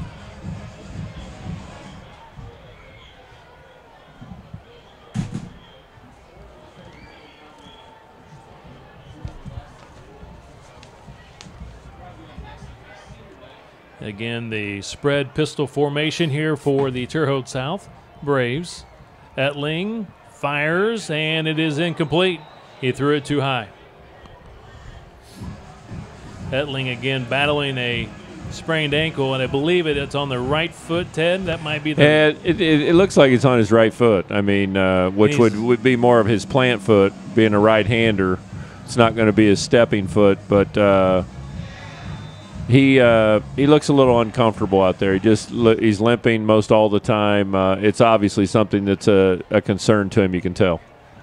Yeah, he's being a gamer. He looks gimpy out there. He does not want to get hit, I can tell you that. From the gun with the pitch out. Running play here to the near side. Center Grove not fooled. Good tackling by the Trojans. Ball just shy of the 30-yard line. Well, most important there, you really have to come up and meet the runner. Rather than wait for him to come to you, you have to really come up and make him make the move, and that's what Center Grove's defense did. The cornerbacks did a nice job of coming up, making him turn it in, and then getting your help from your linebackers.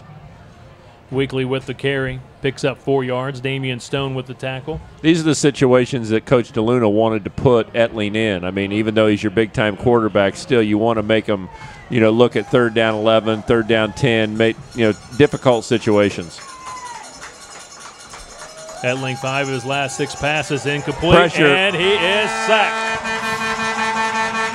You can see Coach DeLuna on the sidelines getting a lot of joy out of that one. As soon as you get him in that long situation, now they can't run that little 3 and out, 4 and out. They need to run 10 and out, and you give him that extra second, and they can get to that quarterback as they did. Michael Hanlon, linebacker, with the sack for the Trojans.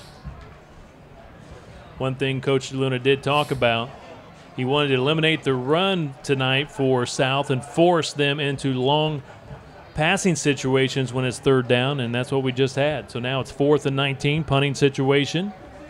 Spiraling punt here to the near side, and it will bounce and go out of bounds at the 10-yard line. So a nice job by the punter. Timmy Herron putting that one out at the 10, 29-yard punt.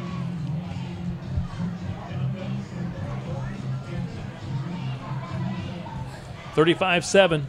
Center Grove in the driver's seat. 3:18 left to play in the first half. Center Grove will set up shop at the 10-yard line.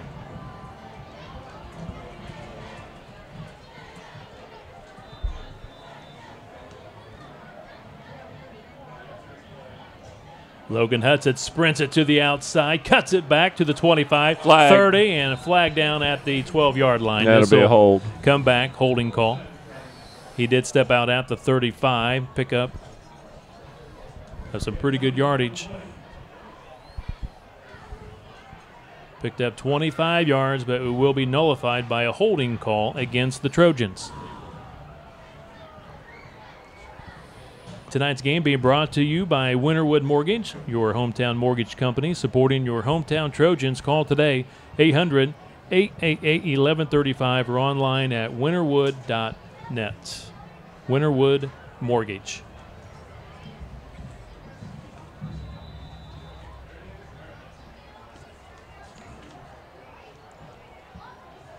With the penalty, football placed at the 9-yard line. Stapleton in motion, takes the handoff, goes back a little bit, turns the corner. He's up to the 20 and pushed out of bounds near the first down marker. Great to see Stapleton back tonight. Again, unable to play last Saturday, taking the ACT test. He'll be just short of the first down. Well, very important to have their core of running backs in there. Obviously, the one name you're not hearing tonight, Max Norris, the gentleman we've called his name, the leading rusher for the Trojans all year, is out injured, and we don't know exactly how long, but it's important to at least have Stapleton and some of the other guys back. 10-yard pickup for Stapleton on 2nd and 1. Calvert wanting to pass. He's under duress. Throws it with a man wrapped around him, trying to find Nate Wozniak, and Wozniak cannot come up with it. So to bring up 3rd and 1. Ted, I like the call. 2nd and 1. Why not take a shot with the pass? Yeah, I think that's a good call, good down. I think they wanted to go long right there, and Luke wasn't able to set up. The defensive end was putting pressure on him, and because of it, he had to scramble and try to throw it away to Wozniak right there. Flag on the play. Flag all the way back at the 39-yard line. Let's see what this is all about. Holding on Terre Haute. Yep. So that will be marked off from the end of the play. So we're going to start at about the 31. They'll be starting at the 21. 79 yards away, and they've got 1 minute and 1 second to do it. And a very gimpy quarterback, as Rick mentioned. He doesn't look happy. I mean, just his body language. He's going out there because I think he feels like he needs to for his team, but he just doesn't feel like or look like he feels very, very comfortable going out there. His ankle, I think, bothering him a lot. Coming up in just a few minutes, we'll have the Ray Skillman Auto Group halftime show. Shotgun formation, Etling. I don't know if he ever goes under center. He's always from the gun. Hand off to Newton. Off the right side, tries to cut it back, gets it to the 25-yard line. Well, that probably tells you that they're pretty happy with where they are. They've got a quarterback that's gimpy. It's 35-7, and they're probably not going to look to try to move the ball down and score. There's 40 seconds left in the half, and they are in no hurry at this point. Clock continues to roll, 35 and counting. 15 on the play clock.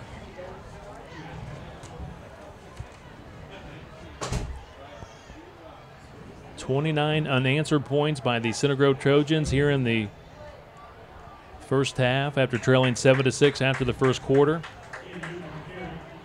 A couple of yards on the carry for South. They're just going to let it run out. That's half. Clock continues to roll, and that will bring us to halftime. Very impressive opening half for the Center Grove Trojans, leading 35-7 over the Terre Haute South Braves in this all-important Metropolitan Interscholastic Conference game. We'll take a break and be back with the Ray Skillman Auto Group halftime show. This is Center Grove Trojan football.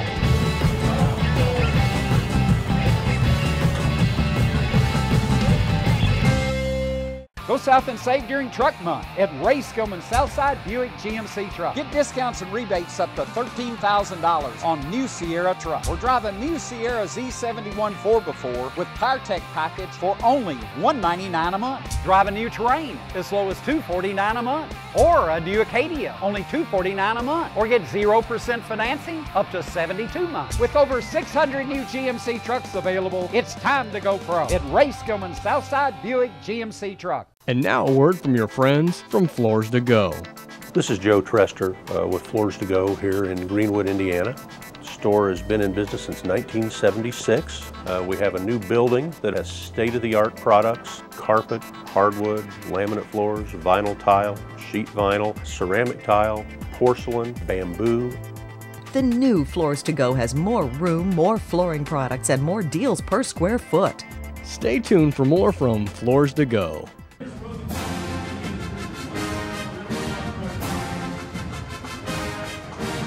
Center Grove football brought to you by Green with Envy, Stadium Graphics, Ray's Trash, Ella's Frozen Yogurt, Jet's Pizza, Roofing Made Easy, Ray Skillman Auto Group, Winterwood Mortgage, Wellborn Realty, Duke Homes, New 5 Creative, Rick Clark and Family, Center Grove Applebee's, Floors to Go, McAllister Power Systems, Honeywell, Precision Transportation Solutions, and Air Cleaning Experts.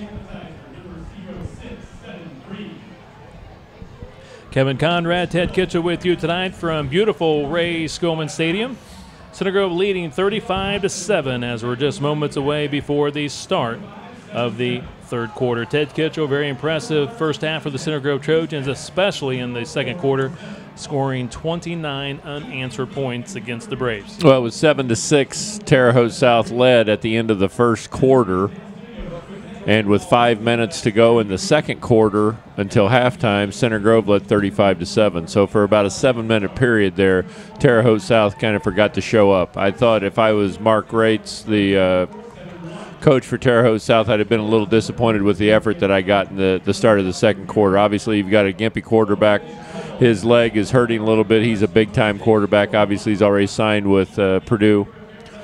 But it just didn't seem to me like he was getting the effort out of his receivers and some of the other people on the field, and there's just really no excuse for that. I mean, Center Grove played well, but Center Grove just had a little bit more heart and a little bit more determination in their play. Ted, looking good tonight for our Trojan fans. Air cleaning experts, of course, our good friend Elmer James will give a discount for air cleaning from Air Cleaning Experts on duct cleaning and dryer vent cleaning on the margin of victory for the Trojans. What's the math right now, Ted? Well, it looks like they're 28, right? 8 points. Yeah, So $28 discount as we begin the second half. Wheeler squib kick down to the 10-yard line. Run back to the 25, reversing field, trying to find an opening, and will be swallowed up at the 25. Returned by Jonathan Weekly. Good job by the Trojan special team, staying in their lanes, now allowing Weekly to get outside. So again, Trojan fans, if you're in need of air duct cleaning or dryer vent cleaning, call Elmer James of Air Cleaning Experts at 317-889-1099 or online at aircleaningexperts.com. Air Cleaning Experts has earned the prestigious Angie's List Super Service Award the past 5 years. And again, whatever the margin of victory tonight for Center Grove is, he will give you that discount next week. So give him a call, 317-889-1099. Air Cleaning Experts. To begin things here in the second half, Etling in shotgun formation. Man in motion takes the handoff. Jacob Johnson. Big pile up outside the hash marks on that far perimeter. Not much there for Johnson. Well, I was a little surprised to even see Etling come back out there. I was interested to see if Terre Haute South might send another quarterback out there. I mean, he has to be, that ankle really has taken away his mobility. He's not able to move very much, and you can bet the Center Grove, when they continue to put him in 2nd and 9, 2nd and 10 situations, they're going to bring the pressure as much as they can and try to put it on that quarterback. Junior Alex Ackerman with the tackle. 2nd and 9 at the South 26. Passing play, it is complete to Siebert near the sticks. Definitely his favorite receiver, his favorite target, and he comes up limping a little bit right here, number 3. Tyler Siebert trying to walk it off. Picks up the first down, 11-yard pass play.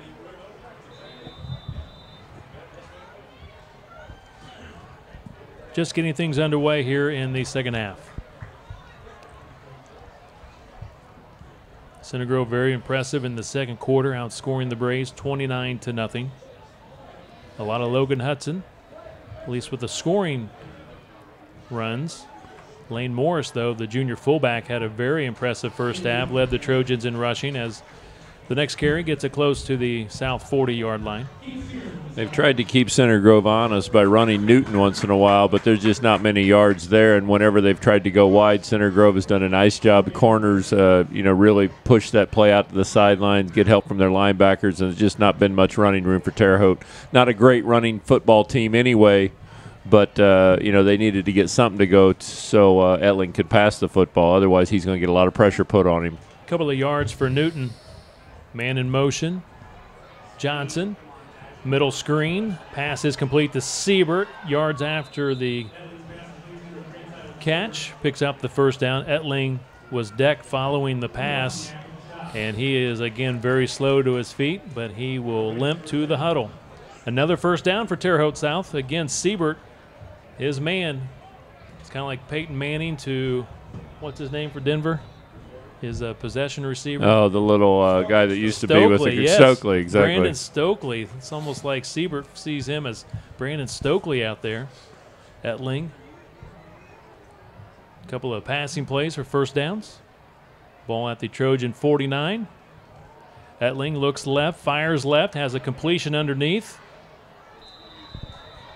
Jacob Johnson, junior receiver.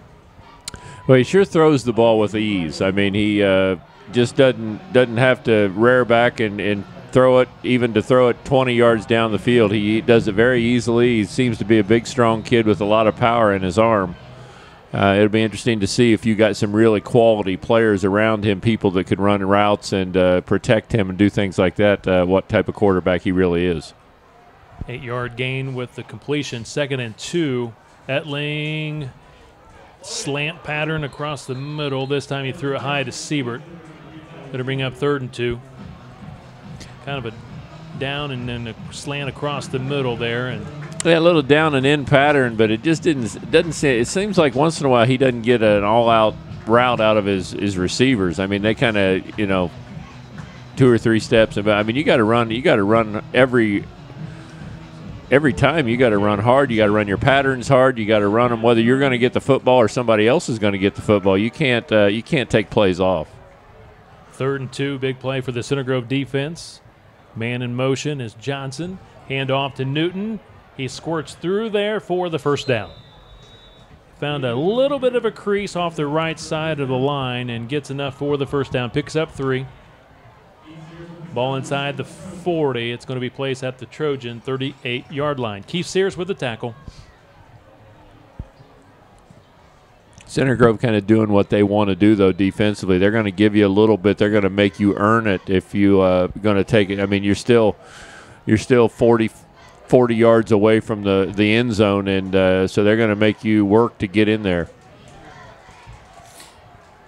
Etling dumps it off to a safety valve and a big hit. Hanlon, boy, he puts on a big pop, doesn't he? Yeah, he really does. I mean, number 42, Hanlon, he's going to give you all he's got. He's going to pop you as big as he can each and every time and get up, and I'm guessing he's smiling underneath that face mask and looking forward to doing it again on the next play. So he seems to enjoy that. Michael Watt picks up 3 yards on the reception. 2nd and 7, ball at the Trojan 35-yard line. Johnson in motion. They fake the handoff. Bubble screen. It may be complete. Yeah, it's on the ground. It's best thing that he dropped it because he would have lost 3 yards on the play. So a drop pass by Michael Watt. He was covered up immediately by Drew Ponder. You can see just a kind of an all-out blitz from the outside by Center Grove, and because of it, Etling has to get rid of it just a little, about a second and a half quicker than he wants to get rid of it, and because of it, his receiver's has not opened himself up yet. Look for him to look for number 3 again. He likes 3. He's over on your left in the slot. In the slot, Siebert. Johnson in motion. He looks quickly to his left, and he looks in the flat. Johnson, 15. the man in motion, makes the reception, and it looks like it'll be a first down. Yeah, it sure is. Again, he was the man in motion. Yeah, and Johnson. They found him underneath. That's Johnson. He picks up the first down. Pickup of 8 yards.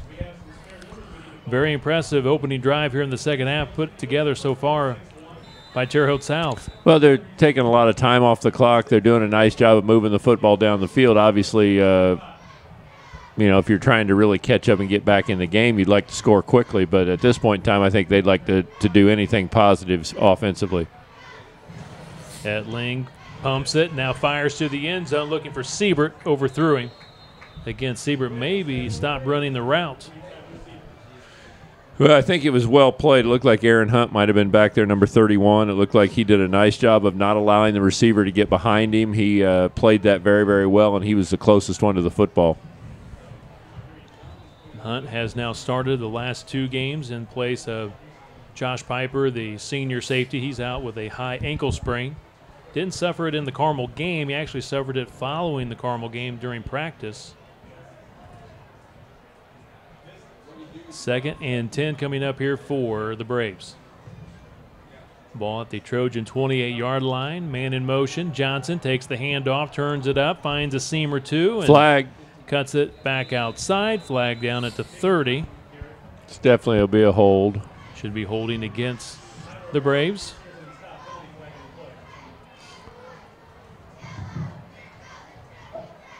Holding against the Braves. So, Ted, again, a lot of talk this week, last couple of weeks, about the MIC expanding, going to a super conference, maybe expanding to 16 teams. And, again, Terre Haute North and South would not be a part of that, is the word that we're receiving. Again, they'll play next year, but after that, we could see a super conference. You're talking about adding teams such as Avon and Brownsburg from Hendricks County. Up north in Hamilton County, you add maybe you got to think Hamilton, Southeastern, Fishers, Fishers, Noblesville. exactly. They're even saying maybe Westfield possibly. Pike, northwest side of Indy. I've heard Lawrence Central at this point, maybe not all that interested in joining. On 2nd and 22, screen pass to Siebert. He tries to bounce it outside, wrestled out of bounds. Well short of the first down. Also, there's some talk maybe Cathedral from the east side.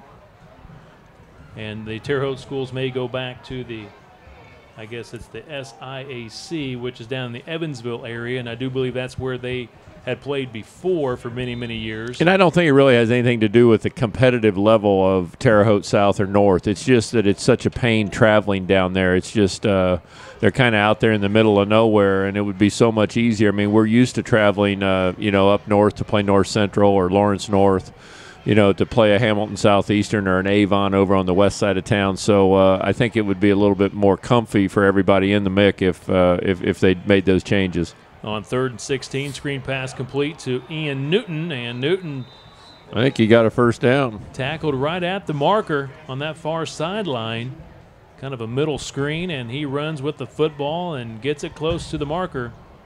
And you got to flip that around, of course, from our perspective. We're always talking about how Center Grove has to make that trip over to Terre Haute. How about the Terre Haute schools? Every week they're making the trip to Carmel, to Ben Davis, to Lawrence North, to Center Grove. So they're making that trip quite often. I know their superintendent talked about how they're kind of like on an island over there. They're a 5A school. They're both of them 5A schools. It's just kind of difficult to find schools similar to their size to play. As Newton does pick up the first down, ball at the Trojan 17. Newton off left tackle, good hole, picks up 4 to 5 yards. Yeah, to find any of the competition there, either driving to Vincennes or like you said, down to Terre Haute, to Evansville. And that's not exactly an easy drive. I mean, if anybody's made I make that drive a lot. And, you're looking at an hour and a half, hour and 45 minutes probably from Terre Haute down 41 to Evansville. So not an easy drive down there to find competition either. Ball at the Trojan 14, 3 yards for Newton on that carry. On 2nd and 7, Etling, down and out pattern. He has a man. It is complete. Completed to Dylan Bell, a senior at 6 foot. Well played by Center Grove, though. I mean, they gave up about 4 yards, but still it looks like it's 3rd down and about 3.5, 4 yards. So this is obviously 4-down territory for Terre Haute South. Nothing to lose down here. They're not going to kick a field goal even if they miss here on 3rd down. They're going to, you're going to have to stop them twice if you want the ball back. Mario Swan with the tackle for Center Grove. 3rd and 3 is the call. Man in motion is Siebert. Etling looks to the outside. Johnson makes the reception, takes a big hit. Good tackle by the Center Grove Trojans, coming up hard, and is Drew Wozniak. Like Drew. Yeah, Drew Wozniak. That's Nate Wozniak's younger brother. He's 6'1", 175. Played quite a bit last week against North. Well, most impressive is just that they're they're playing situational football. I mean, they understand what the situation is, where the football is on the field, and knowing what you have to cover a lot less field right here, so you can be a little bit more aggressive. And in both cases, the last 2 plays, they both have been. First down for South with that play. Definitely want to know where number 3 is here, Siebert. He's his favorite target. 1st and goal. Again, the ball at the Trojan 6. 5:15 to play, 3rd quarter. 35-7. Center Grove leads it. Newton. They ran it and got it in. How about that? 6 yards out, Newton scores.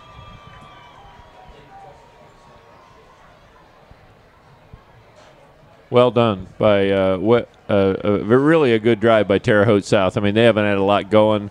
They had 7 points on the board, but that came all in one big play, about a 60-yard touchdown down the left sideline. So that was really a nice drive put together. I'm sure that's what the coach really wanted to see coming out of halftime. Let's see if we can go out there, move the ball up down the field, and get 7 points on the board, and it looks like that's what they've done. Second rushing touchdown of the season for Ian Newton. Extra point kick is good. Makes it now a 35-14 ball game. Center Grove in the driver's seat with 5:10 left to play here in the third quarter. But on the flip side, Ted, talking about the Super Conference, if it did take place, boy, just look at the rivalries you would have up in Hamilton County. You're talking about Carmel against Noblesville, Carmel against Hamilton Southeastern, Carmel against a Fishers. I mean, you talked about Fishers, Hamilton Southeastern this year. The last couple of years, they're drawing like 10,000 fans for that football game. There's just going to be some natural rivalries up in Hamilton County. Well, there's no question about it. I mean, obviously you get up north, and even in Avon and Brownsburg, I mean, those communities have just blown up as far as, you get up to Fishers and Hamilton Southeastern, the amount of people that Carmel already has in their school district. They've got almost 5,000 in their school district already. Westfield is enormous, Noblesville. So if you were to get those schools all in the conference, it would obviously be a super conference, and it would be super and be very dominant in every sport that it played. Big game in Hendricks County tonight. Brownsburg leading Avon 17-0. That game in the third quarter. So I think the Indy Star said Brownsburg would win that football game. Kickoff taken from the 10 by the Center Grove Trojans. Big hit just shy of the 30-yard line. Good return for Center Grove. Good field position. Morris with the return. 23-yard return for Lane Morris. Let Green with Envy make your property the envy of the neighborhood. Contact Jeff Williams at 317-495-ENVY. That's 317-495-3689 for all your residential and commercial lawn care and landscaping needs. And also got a text message tonight from Jeff Williams at Green with Envy. Somebody listening tonight, he is in need of some workers. So we finally got some good weather. It's been cool. We've gotten some rain, Ted. The grass is growing. So, again, if somebody listening is looking for some work, contact Jeff Williams at 317-495-3689. He's got some work for you, so that's Green I imagine with Envy. that he's mowing yards and he's reseeding yards, and there's a lot to be done right now. Yeah, exactly. With the heat that we've had the last 2 summers, there's some yards that obviously need some work, including mine. 4-yard pickup by Morris, and now sprinting to the outside is Logan Hudson for a first down. Logan Hudson struggled last Saturday against North to try to find any kind of breathing room, and tonight he's finding a lot of room. 4 touchdowns. He's running the ball extremely well tonight. Logan always runs the ball best when he's able to run off of somebody. When somebody else is running the ball up the middle and creating yards, Lane Morris being that man here tonight, then it creates opportunities for Logan Hudson on the outside. New set of downs, running play. Running the ball up the middle. Some tough yardage. Lane Morris, couple of yards. Stadium Graphics, a proud supporter of Trojan football. Stadium Graphics, look like a pro, play like a champion. Like Stadium Graphics on Facebook and visit them online at stadiumgraphics.com. On 2nd and 7, Calvert, play action. Passes across the middle, and Nate Wozniak with the first down catch at the 39-yard line. Well, good hands by Wozniak right there. He had to reach back. First of all, he had to stop, gather himself in the middle of the field. I mean, that's where he was open, so he kind of dropped down there. The ball was thrown a little bit behind him, but he made an outstanding catch and good first down. Trojans on the drive. First offensive possession here in the second half. Center Grove in front, 35-14. 3:40 to play in the third quarter. Sprinting it to the outside. Connor Stapleton tackled at the 32, out of bounds. Picks up 8 yards. Center Grove just runs it from one sideline to the other. If you're on defense, they're going to make you need to be in shape. They run it to the left sideline here. Now they're on the left hash mark. Get ready for them to go in motion to the right. And you got to be ready to stop it all the way to the sideline, and you also got to be ready to stop Morris running right up the middle if they happen to give it to him. 2nd and 3 at the South 32. There he bouncing goes. it outside. Lane Morris cuts it up the middle of the field. He's to the 15. He's to the 10. 5, breaks a tackle, touchdown.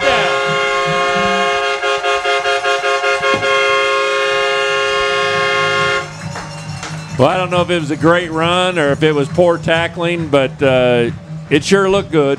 I mean, he ran through about 4 Terre Haute South tacklers after he got by the line of scrimmage. I mean, it was outstanding at the offensive line of attack. I mean, he had a big hole, got through that, and ran through 3 or 4 more guys downfield.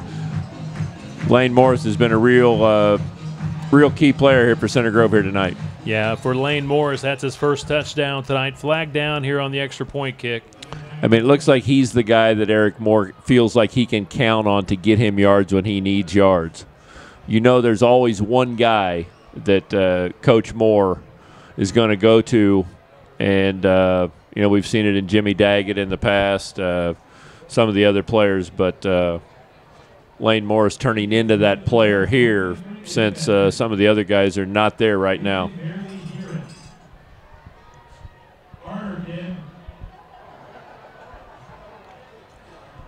Penalty against Terre Haute South. Center Grove declining it. For Lane Morris, he's been the workhorse all night long, all season long, and he's finally rewarded tonight with his first touchdown run. That's the second one of the season. Great job by Buchanan. A little bit of a low snap, and Buchanan, of course, wide receiver, great hands, was able to pick it up off the carpet, got it on the block, and Ben Wheeler nails the extra point kick to make it now 42-14. Center Grove leads it.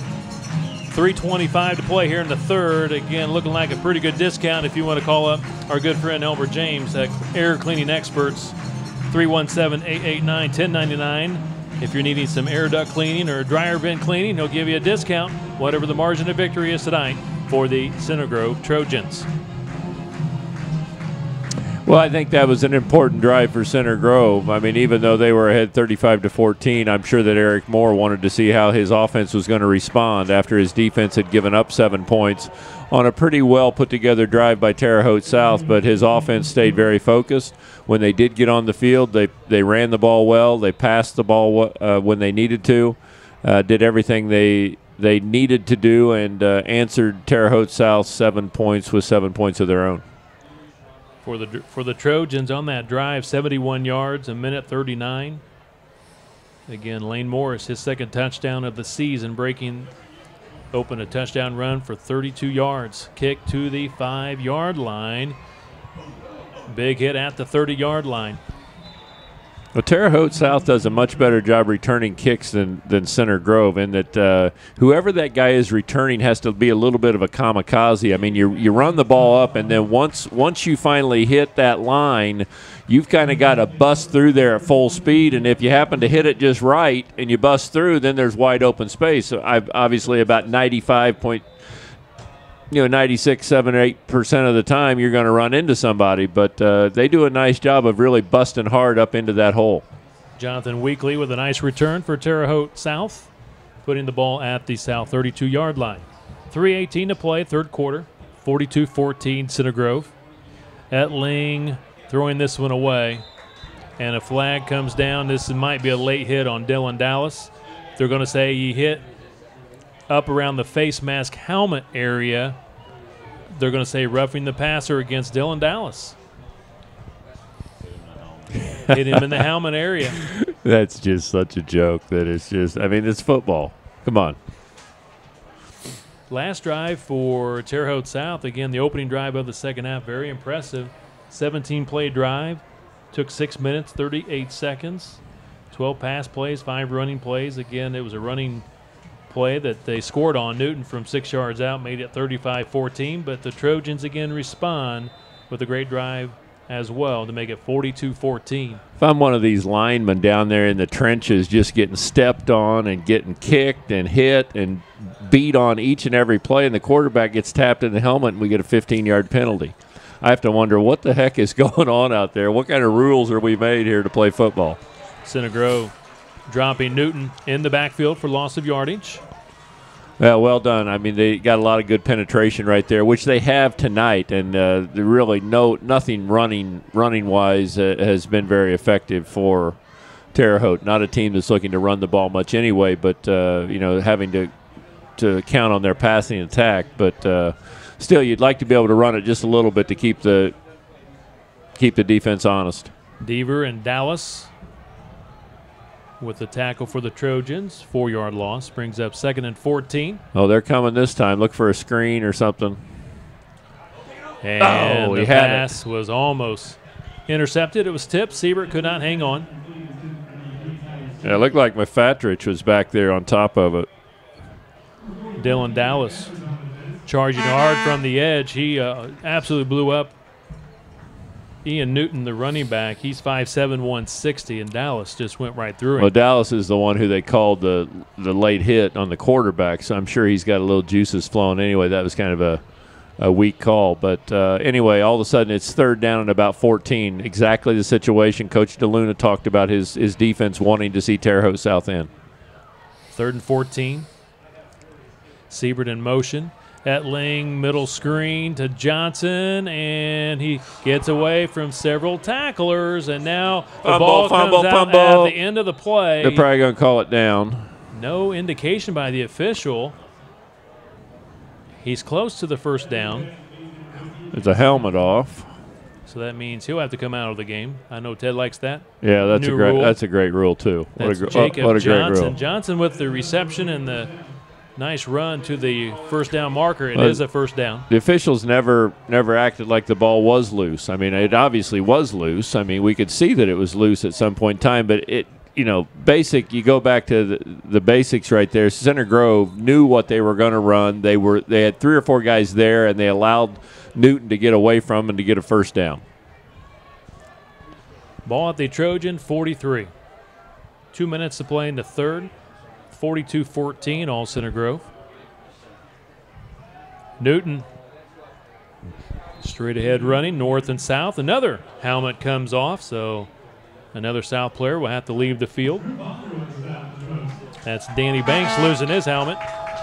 Well, one of the reasons I think it's a poor rule is if I were playing and I was playing against a really good quarterback and it got late in the game, I would do everything I could to make sure that chin strap got undone in the pile and his helmet came off, because if it was 3rd down and 10, I would much rather have to see the backup quarterback come in and have to run that play.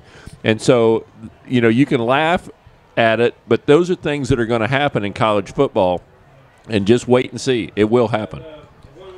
2nd and 9, down and out. Pass is complete. Etling knocked on his back, completed the pass. Siebert, his favorite receiver, to bring up 3rd and about 5 yards. After the Friday night Trojan football games, meet your friends at the Center Grove Applebee's at the corner of State Road 135 and Smith Valley Road. Enjoy half-price appetizers starting at 9 o'clock every night. The Center Grove Applebee's. There's no place like the neighborhood. 3rd and 4. Ball at the Trojan 37. Etling stands tall in the pocket, lofts it down the sideline, incomplete. Led his man too much. Dylan Bell, he was open. Just went off his right hand. Couldn't quite get the other hand on it. Boy, he's got an excellent touch. I mean, you see Etling, he threw that first one down the left sideline in the 1st quarter, and they talk about putting air under it, and he put just enough air under it to let his receiver run under it. And right there, he did the same thing. I mean, the receiver was able to get a hand on it, and they used to always say, if you can touch it, you can catch it. Now, he was running at full speed. It was a tough catch, but still very, very good throw by quarterback Etling. 4th and 4, South going for it. Ball at the Trojan 37. 1:06 to play here in the 3rd quarter. Whistles on the field. Timeout called by Terre Haute South. Coach Mark Rates calling timeout. His dad, Denny Rates, the longtime coach over at Indiana State for many, many years, now a consultant on Mark's staff. He is in the press box. Saw Denny last year when we made the trip over to Terre Haute South. Still staying very involved with football, helping his son here at Terre Haute South.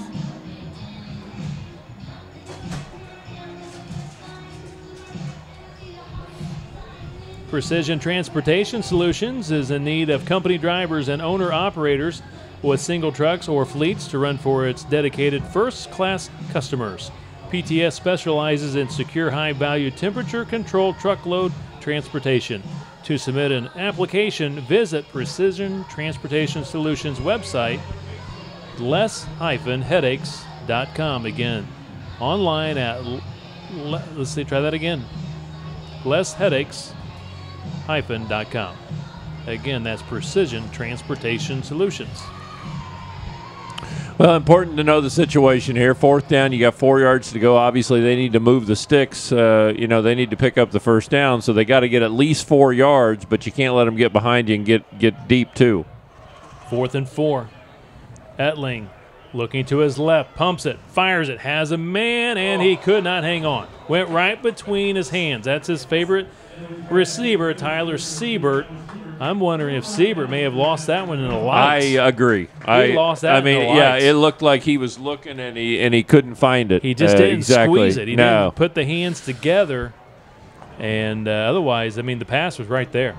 Yeah, he made an excellent throw. He waited for Siebert to clear, and once he cleared, he had made the pass, and the ball, he just never seemed to pick it up as it was coming. It was right there. It went right between his hands. Running play, Logan Hudson sprints to the outside, cuts it outside, and down the sideline, chopped down inside the south 45-yard line. He'll be down close to the 41. Let's see, they'll bring it back now to around the 40. Well, let's see. They got it right now at the 3-yard line, but there's a flag down in the backfield. Holding will probably be the call here against Center Grove. Well, the one thing Center Grove does, and the reason they're able to run the football so well, is they don't just block at the point of attack. They continue to block. As you see, the referee, does call holding on Center Grove, so it'll be 1st down and 20 now. But they do a nice job of blocking all the way down the field, and that's why they have so many long runs and always have out of the wing tee. And that's why it's important to have linemen who can move and pull and get up and down the field and do the things, get up and down the line and do the things that they need to do to open their running attack up. 1st and 21 coming up for the Trojans from its own 26-yard line. Calvert down and out with the pass play. It is complete to Buchanan and take it down just shy of the 45-yard line. Got a lot of the yardage back and then some. Well, he did an outstanding job. Buchanan did. He runs really good routes. So, he's easy to find. Luke can find him quickly, but then he did a nice job of running with the football. He got 10 more yards after the catch, and it didn't look like he was going to be able to do that, but he made a nice catch and run. 18 yards for Buchanan. 2nd and 3. 20 seconds to play in the 3rd. Hudson in motion. He darts to the outside, turns it up. He's got the 1st down and a whole lot more. He's to the 35-30 and taken down by the ankles at the 27-yard line. Great run by the junior Logan Hudson. But once again, look how many guys for Center Grove are 20 yards down the field, and because they're blocking. They're linemen, tackles, they're tight ends. There's people that are running and staying with their blocks, and because of it, Center Grove is able to dominate the game running the football. 29 yards on the carry for Hudson. 10 seconds to play and counting. In the 3rd quarter, we'll see if Center Grove gets the snap off before the end of the quarter. They do. Double handoff. Counter crisscross. Running up the middle. Some pretty good yards for the Trojans. That brings us to the end of the 3rd quarter. Center Grove leads it 42-14 over the Terre Haute South Braves. We'll take a break. This is Center Grove Trojan football. Go south and save during Truck Month at Ray Skillman Southside Buick GMC Truck. Get discounts and rebates up to $13,000 on new Sierra trucks. Or drive a new Sierra Z71 4x4 with PowerTech package for only $199 a month. Drive a new Terrain as low as $249 a month. Or a new Acadia, only $249 a month. Or get 0% financing up to 72 months. With over 600 new GMC trucks available, it's time to go pro at Ray Skillman Southside Buick GMC Truck. And now a word from your friends from Floors to Go. This is Joe Trester with Floors to Go here in Greenwood, Indiana. store has been in business since 1976. We have a new building that has state-of-the-art products: carpet, hardwood, laminate floors, vinyl tile, sheet vinyl, ceramic tile, porcelain, bamboo. The new Floors to Go has more room, more flooring products, and more deals per square foot. Stay tuned for more from Floors to Go. After 3 complete here at beautiful Ray Skillman Stadium, the Center Grove Trojans ranked number 5 in Class 5A, leading 42-14 over the Terre Haute South Braves in this all-important Metropolitan Interscholastic Conference game.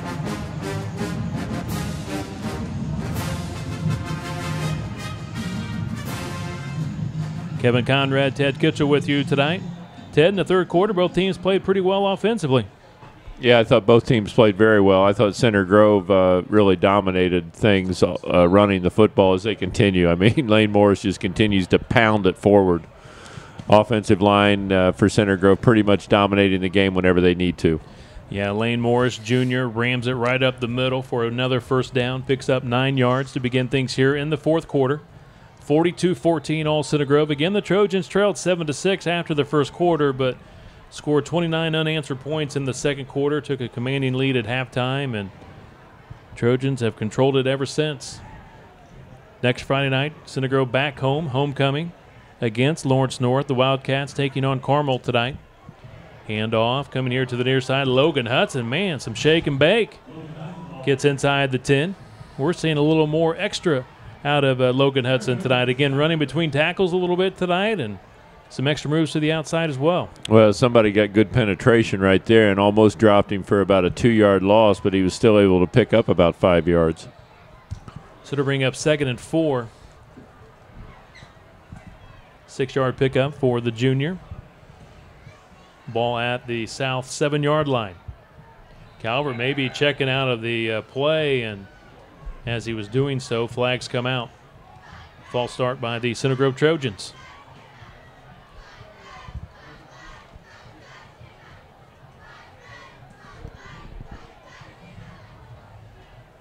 Ted, a couple of weeks from tonight, Center Grove on the road, taking on a very good Ben Davis team. They won last week 6-3 on a 50-yard field goal over Warren Central. Ben Davis may be the team to beat this year in the MIC, maybe in the state. Well, I got a chance to watch them early in the year. I thought they beat a very good team. Who'd they beat? Cathedral early in the year? Yeah, and I thought Cathedral was very impressive. Obviously, Warren Central found out that the Cathedral was pretty good. I saw Cathedral beat them, and then obviously Ben Davis Warren. That's always a huge game as Center Grove carries and loses about 3 yards. Looks like it's going to be, third down at about 9, 10. Ben Davis tonight hosting Terre Haute North, shutting out the Patriots in the third quarter, 20-0. Update on that particular ball game. I did see Terre Haute North, after playing Center Grove to a close game last week, 17-15. North now ranked in the polls. Passing play, Calvert completes it for a touchdown. Lane Morris out of the backfield with the reception. 12-yard touchdown pass, Calvert to Lane Morris, making it now 48-14 Trojans. And those are the type of things, if Center Grove is going to compete for a MIC championship or compete for a state championship, that they're going to have to do. They're going to have to be able to throw the football, at certain times of the game. And that was a well-thrown ball right there by Luke Calvert. I mean, just right over the guy's shoulder. He's able to catch it, run it in the end zone for an easy 6 points. Ben Wheeler's extra point kick. Right down the middle, 49-14. Center Grove leads it with 10:02 left to play in tonight's ball game.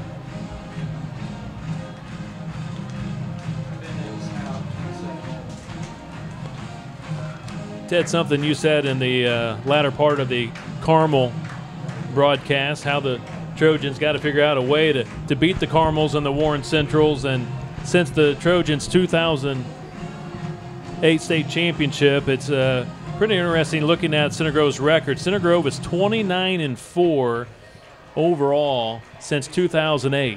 If you take out losses against Carmel and Warren Central, 29-4. So against Carmel and Ben Davis since 2008, Center Grove is 0-9. So, again, the Trojans have had pretty good success against Ben Davis, going 2-1 over the last few years, but just have not figured out a way to get wins over Warren Central and Carmel. Well, and a lot of that comes down, and Eric Moore would be the first one to tell you, it just comes down to pure talent. I mean, in some cases, they're going to have one or two guys. Warren Central had the little running back, Shakir or Sharik. Yeah, Shakir Bell. Shakir now Bell. running for Indiana State. Yeah, and he ran over Indiana when they played them. I mean, even though Indiana won the football game, as Terre Haute returns it to about the 15-yard or 20-yard line. You're just going to have some guys that are just a little bit better than athletic-wise than Center Grove has, and because of it, we've not been able to beat those teams. But you have to figure out a way to do that, and I think for Center Grove to do that, you're going to have to pass the football, and you're going to have to pass it more than 6 or 7 times a game. I mean, you're going to have to throw it in certain downs. You're going to have to throw it, 3, 4, 5 times in a row. Get them thinking about it where it opens up your running game, and I'm not sure that Center Grove is willing to do that because of their fondness for the wing T and running the football. 1st and 10 from the South 21, running play here to the near side. I think it also says a lot about Eric Moore. I mean, I don't think that he doesn't have the number of people to work with. Carmel has almost 5,000 students. Center Grove has about 2,400 students, about half that many. Looks like we've got an injury on the field. I believe that's Dimitri Wilson, defensive lineman for the Center Grove Trojans, being looked at. Boy, he's down. Yeah, he's a great run stopper, great young man. He's a junior, and they were quick to get out there and get him checked out. But I do believe that is Dimitri Wilson. He is a junior. I agree, Ted. I mean, what Coach Moore's done here in 14 years, spectacular. You're talking about Center Grove enrollment about 2,400. Like you mentioned, Carmel's almost 5,000. They're twice the size of Center Grove. Warren Central and Ben Davis and North Central, they're 2, 3, and 4 in the state in size. Exactly. It's just phenomenal the things that Coach Moore has been able to accomplish here at Center Grove. A lot of people said there's no way Center Grove could compete in the MIC. Center Grove's won 3 MIC championships and a state championship, and we're state runner-up in 2000. Dimitri is sitting up now, so it looks like he's going to be okay. But I think, compare it to Terre Haute. I mean, Center Grove's more the size of the Terre Haute schools. I mean, and how does Terre Haute compete each year in football? I mean, they get pounded. Yeah, every year they come over here in the MIC conference and they get pounded. Center Grove is basically the same size as that. That's why, I say Center Grove needs to throw the football a little more to compete against some of those teams, but Eric Moore does such an outstanding job of preparing his football team and getting these kids to work, and the work ethic that he gets behind them for the summer and the way they run track and do things to enhance their football skills. If you didn't have him here, this is a team that would be floundering probably down, under 500 a majority of the time playing in the conference they play in. Center Grove with some new players out there defensively. There completed pass to Siebert. Boy, turning on the afterburners, pushed out of bounds on that far sideline. He's a nice athlete to see. When he gets in space, you can see a flag down over about the 40-yard line. It looks like that one might be coming back. Some new faces for the Center Grove Trojans defensively. We see Eddie Brickley in there along with Nick Rodriguez, Daniel Gross, Adam Powell. It was about a 50-yard play, and it is coming all the way back. So it must have been an illegal block or a hold, something out on the right side. Also another new face out there, Logan Tharp, and also Jacob Bagley. I never really saw the call by the official. He never gave any indication of what it was, but it looks like they're saying it's second down and about 3. Yeah, they're going to say 2nd and 3 is a call. Ball at the South 28-yard line. 9:21 to play in tonight's ball game. 49-14, Center Grove leading. Etling, nice touch, pass, has a wide open man. Siebert, gone. Touchdown, Siebert. That was a beautiful pass by Etling. 72-yard touchdown pass. Siebert, nice to see. He's really a fine athlete. Get him out in open space where he's got some room to work. I mean, he can really, really run and really fly. But, again, you see the touch that Etling put on that ball. I mean, he obviously is hurt with his ankle, but the touch that he just kind of floats it up there, and Siebert runs right underneath it. And that's what you get when you bring in the backup players. I mean, they're going to make mistakes, and the little pump fake, all of a sudden, Siebert's gone down the sideline. Siebert, 2 touchdown receptions tonight, 5 on the season. Kahn's PAT kick good is good. 49-21. Center Grove still with a nice-sized lead with 9:12 to play in tonight's ball game.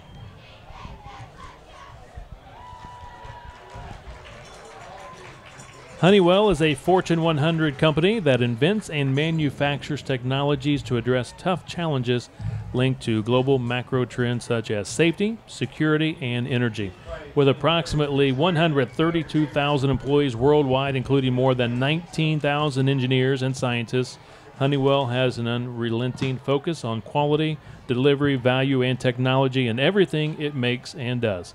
Find out more at Honeywell.com. Honeywell, a proud supporter of Center Grove Trojan football.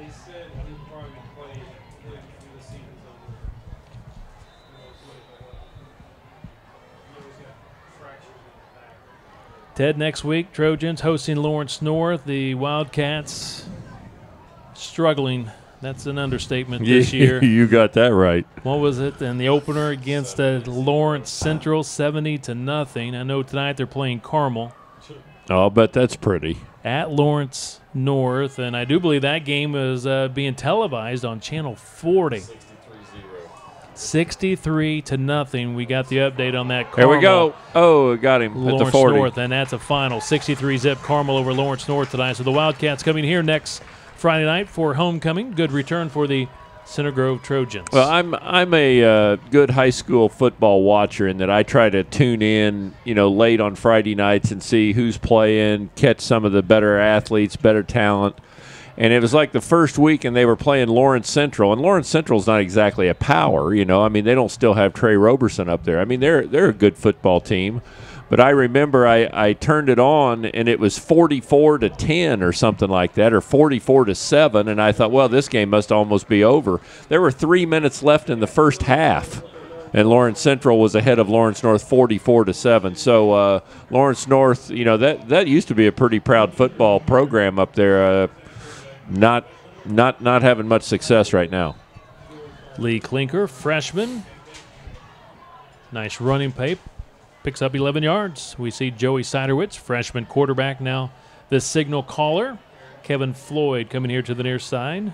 I'm sorry, that's going to be Trey Thomas with the carry. Trey had been sidelined with an injury. Good to see him back out there running tonight for the Center Grove Trojans. Looks like Joey Siderwitz typically wears number 4, but tonight he's got number 1 on. That's Josh Piper's number, but Josh again sidelined with an injury, so Joey wearing number 1 tonight. No yardage for Thomas. Brings up 2nd and 10. Quick hitter right up the middle, and Center Grove very close to a first down with that run.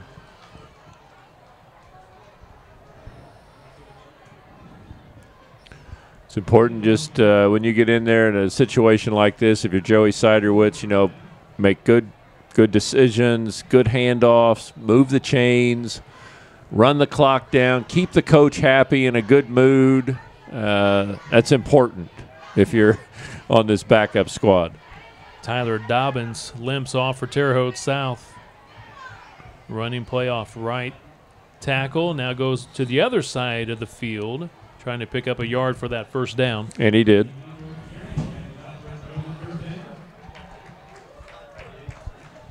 Center Grove keeping the chains moving.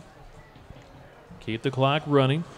I mean, it's important also to, obviously you're in there, you want to play, it's Friday night, but still, you need to run the clock down as much as possible each and every time. Try to get it down under 10 seconds, 5 seconds, run as few plays as you have to in this situation. Again, nice running play off the right side, big hole, nice run for Lee Klinker, the freshman, 18 yards. It's amazing that Dylan Bell is still in there. He goes both ways, number 10. He runs some receiver for them on offense, and he's obviously mainly a defensive player, but he's still in there. He's made the last 2 tackles from his safety position.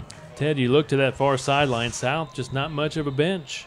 Well, not much of a bench, and that was one thing Eric Moore quickly pointed out, in that 4 of their best players go both ways. And you think, well, you know, you hate to see those guys on the field all the time, but when it turns into the 3rd and 4th quarter, you'd like to think that your players are a little fresher, not having to go as many plays as they've went.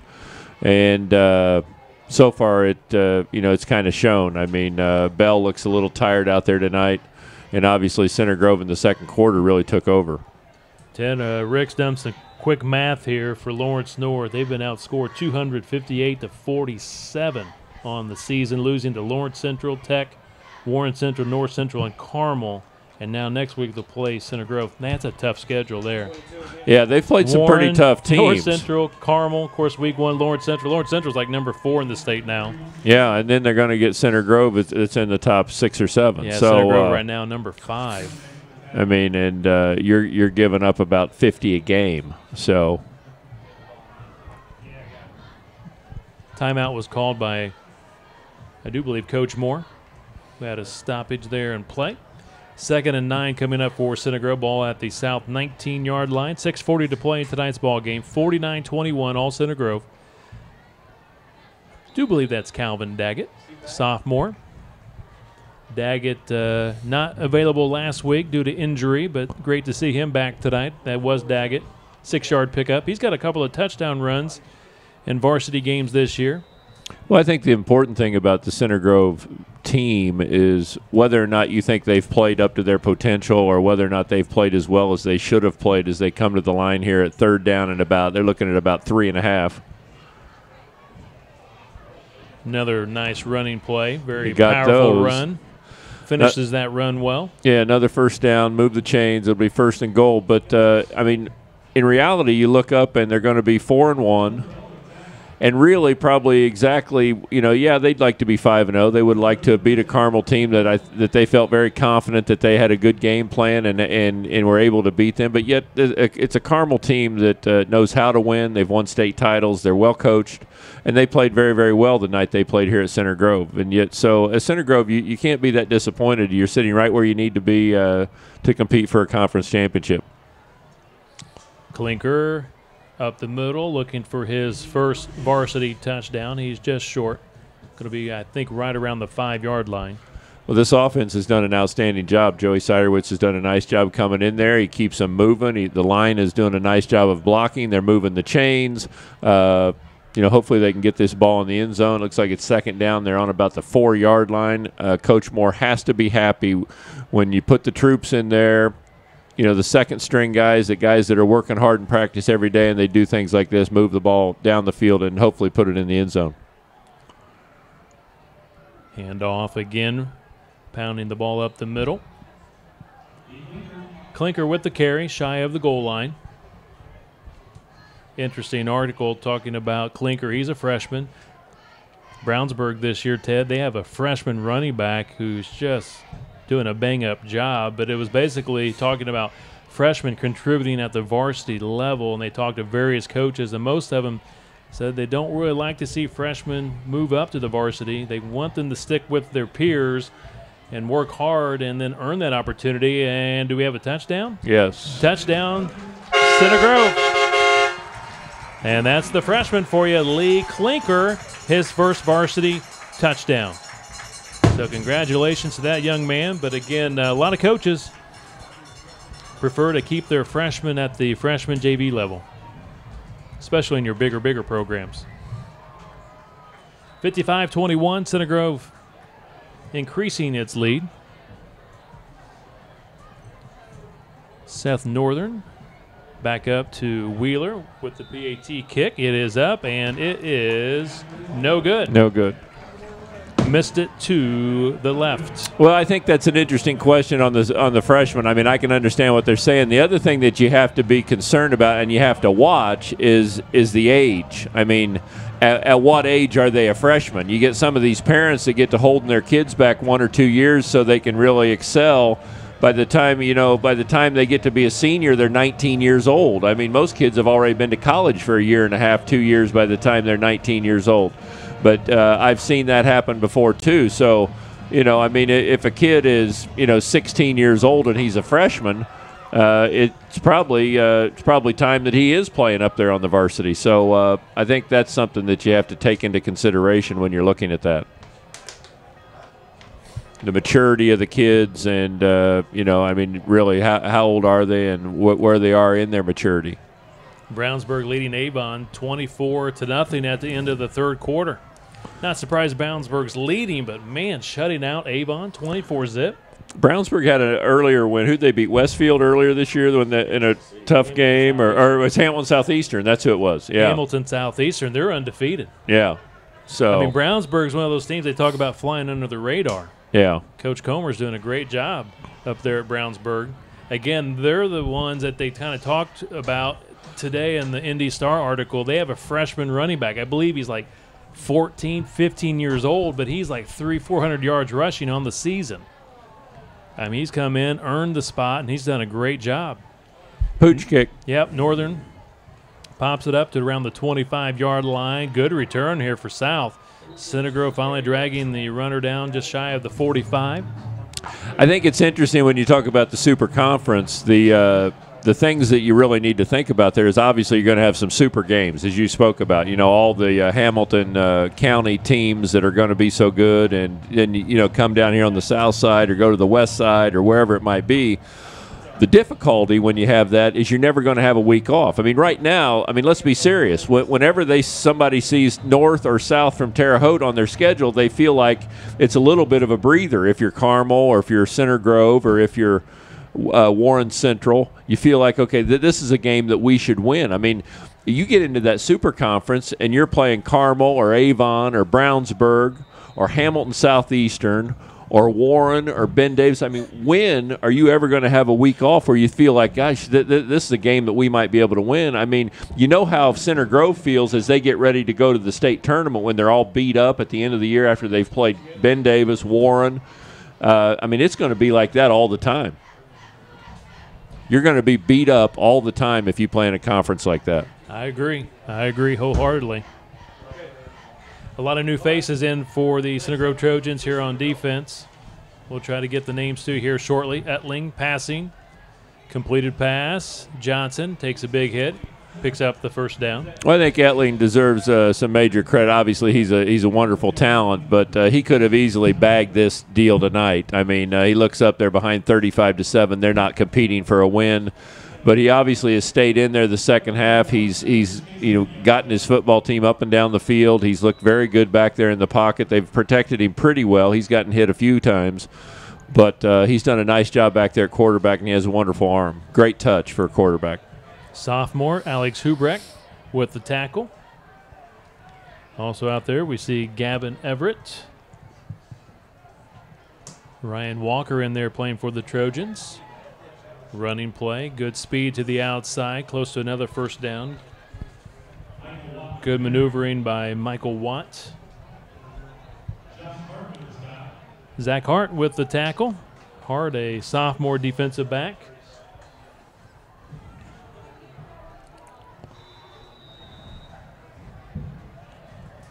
Also Josh Hart, another sophomore in there. Adam Powell playing for the Trojans, along with Ben Petty, defensive back. And on the defensive line, Justin McNeely, Jr. So a lot of different players playing tonight for Coach Eric Moore. Another touch pass by Etling, and he hits the receiver inside the 10. That was very well thrown right there, because if he would have lofted that out in front, Center Grove's going to knock it down. He threw it to his back shoulder. In the NFL, you see him throw that pass, and they make it sound like it's just really an easy pass, no big deal. But that is not an easy pass. He threw that to his back shoulder. Siebert made a nice adjustment, made the catch, and they're now inside the 10. 27-yard reception. I don't know how many yards he has thrown tonight, but he's got to be up over 250 yards. I mean, he's had a couple long ones. First and goal for Terre Haute South. He pitches it out to the running back. Finds a running lane, dives to the end zone. Touchdown for the Braves. Yeah, I gave it to him.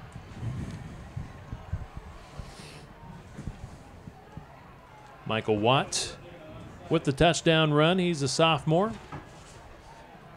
Something to build on here for the Terre Haute South Braves. Ted, I think since the Braves have joined the MIC Conference back in 1998, I don't believe they've had a winning season. I think Terre Haute North, I know Coach Barrett's been there about 10 years now at Terre Haute North. They have one winning season in his 10 years there. Extra point kick is up and good. And, you know, the interesting thing is a lot of people from around here, you know, don't think anything about it. They just think, well, Terre Haute's just not any good in football. But you watch when they get in the state tournament and all of a sudden they start playing some of the other teams outside of the MIC, all of a sudden they win their first game or two games or, you know, get into the sectional finals. You know, if people pay attention, Terre Haute, that, you know, they don't play bad football. It's just you play in the MIC Conference, you know, and you have to play against Center Grove, Carmel, Ben Davis, Warren. I mean, you're going to get beat up, and that's the problem they have. So, I mean, you know, it can only probably help their situation too. Even if it, you know, if they move out of the conference, it's going to you know, help in their confidence and help building their football programs. I would say if you're a coach for the Terre Haute programs, one, you try to stay healthy through the season, get through the MIC, and two, keep the spirits high because you know once you do get to that state tournament, like you said, Ted, you can make a run at a sectional title. Exactly. 55-28, Trojans lead it with 2:10 to play in tonight's ball game. Ted, my math's not very good, but what's the margin of victory right now? A lot. Ball goes to the end zone for a touchback. Of course, it'll be a pretty good margin of victory. 27. Are we at 27 right now? I think we're at 27. Save yourself $27. That's right. Call Elmer. That's right. Air cleaning experts, if you need duct cleaning or dryer vent cleaning, 317-889-1099. Give him a call this weekend or next week. Get a nice discount. Yeah, I mean, you pay Elmer, and then he'll give you $27 back. I mean, it's just like you're making money. Yeah. New quarterback for the Center Grove Trojans, Jay Doyle, sophomore now, taking the snaps, running play, open field, midfield. A big run for the Trojans. Kevin Watson, I think that's Kevin Watson. Gets it down to the 15. Kevin Watson started last week against Terre Haute North, and he just picked up 65 yards. Well, his yardage per carry just improved tremendously tonight. I think that's his first carry tonight, and he went for about 70 right there. So things have just improved tremendously on his stat sheet. I think Watson on that carry, more yards on that carry than Center Grove as a team had last week rushing the ball at Terre Haute North. You better get off the field here. Watson gets off the field. He's probably got to grab some oxygen after that big run. Another running play for the Trojans, down to 1:40.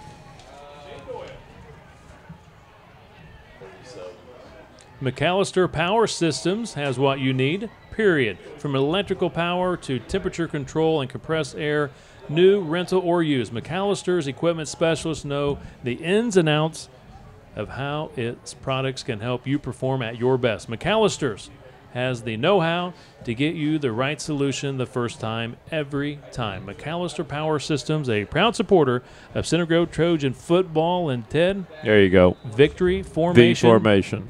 Taking a knee. That's the right thing to do. Coach Moore, he works his teams hard. He plays hard, but he plays the right way also.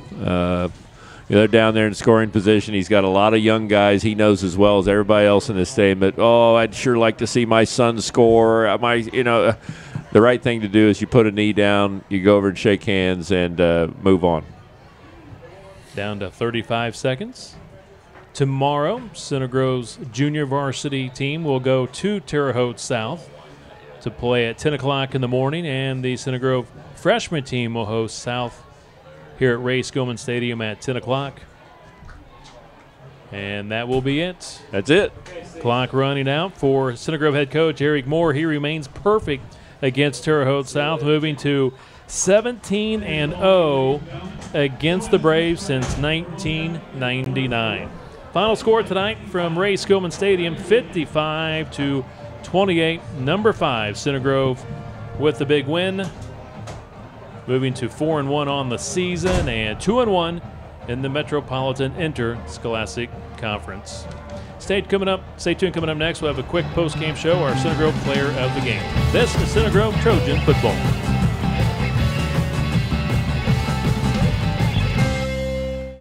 Whether you are looking for a low-maintenance community in a luxurious wooded setting such as Sycamore Ridge, the breathtaking views and rolling landscapes of Kensington Grove, the gently rolling hills and convenience of Calvert Farms, the intimate luxury setting of Claiborne, site of the 2006 Homerama, or the private gated communities of Persimmon Woods or Whitetail Woods, Duke Homes has a community to fit your needs. For information about all that Duke Homes and Duke Communities have to offer, visit dukehomes.com.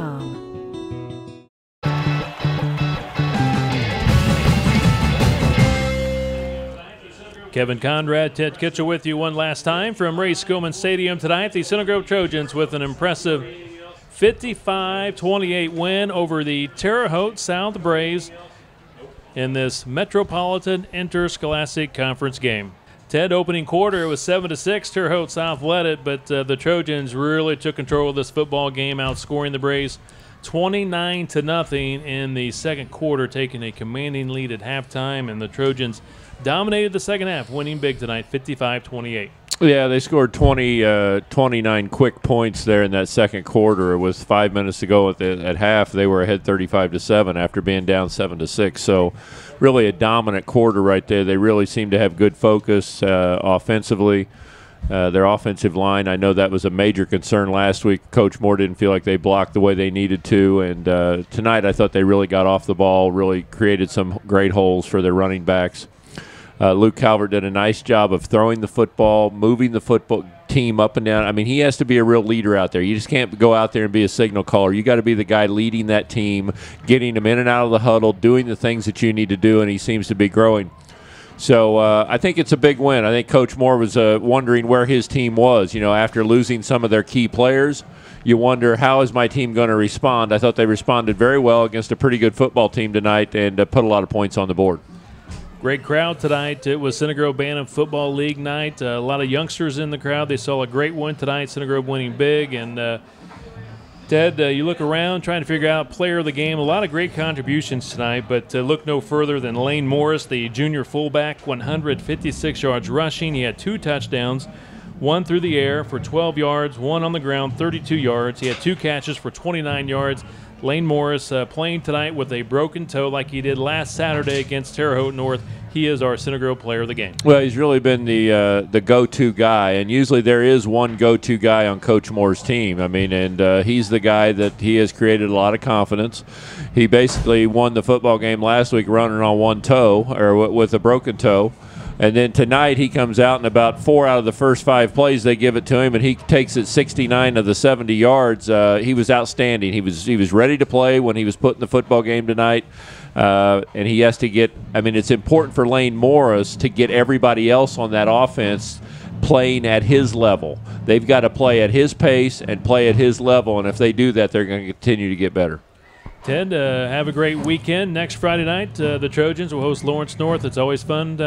It'll be homecoming. Yeah, it'll be a good homecoming. It should be a game that Center Grove should be a big favorite in, a game that they should dominate, and it should be a lot of fun for everybody. All right, Ted. Thanks. Have a great weekend. Reminder to all of our listeners, again, Ella's Frozen Yogurt. If you head over there tonight after tonight's game, and if you have a Center Grove Bantam Football League jersey for the youngsters, you get half off your frozen yogurt tonight. So head over there tonight at Ella's Frozen Yogurt. Tonight's game was produced by Center Grove Gridiron Productions, New 5 Creative, and CenterGroveSportsNetwork.com. The executive director is Aaron Holt, executive producer Matt Murray, game spotter Rick Embry, and statistician John Moore. Special thanks to Center Grove Athletic Director John Zwitt and head football coach Eric Moore, and Terre Haute South Athletic Director Brian Mancuso, and the head coach of the Braves, Mark Rates, for their help with tonight's broadcast. Once again, Center Grove with the big win tonight, as Center Grove head coach Eric Moore wins his 17th straight against Terre Haute South with a 55-28 win. Center Grove 4-1 on the season, 2-1 in the conference. Terre Haute South 2-3 overall, 0-3 in the league. The Trojans host Lawrence North Friday night at 7 o'clock. The Braves are at home against Ben Davis for a league game Friday night at 7 o'clock as well. Until Friday night, this is Kevin Conrad for Ted Kitchell saying good night, everyone, from Ray Scolen Stadium at Center Grove High School.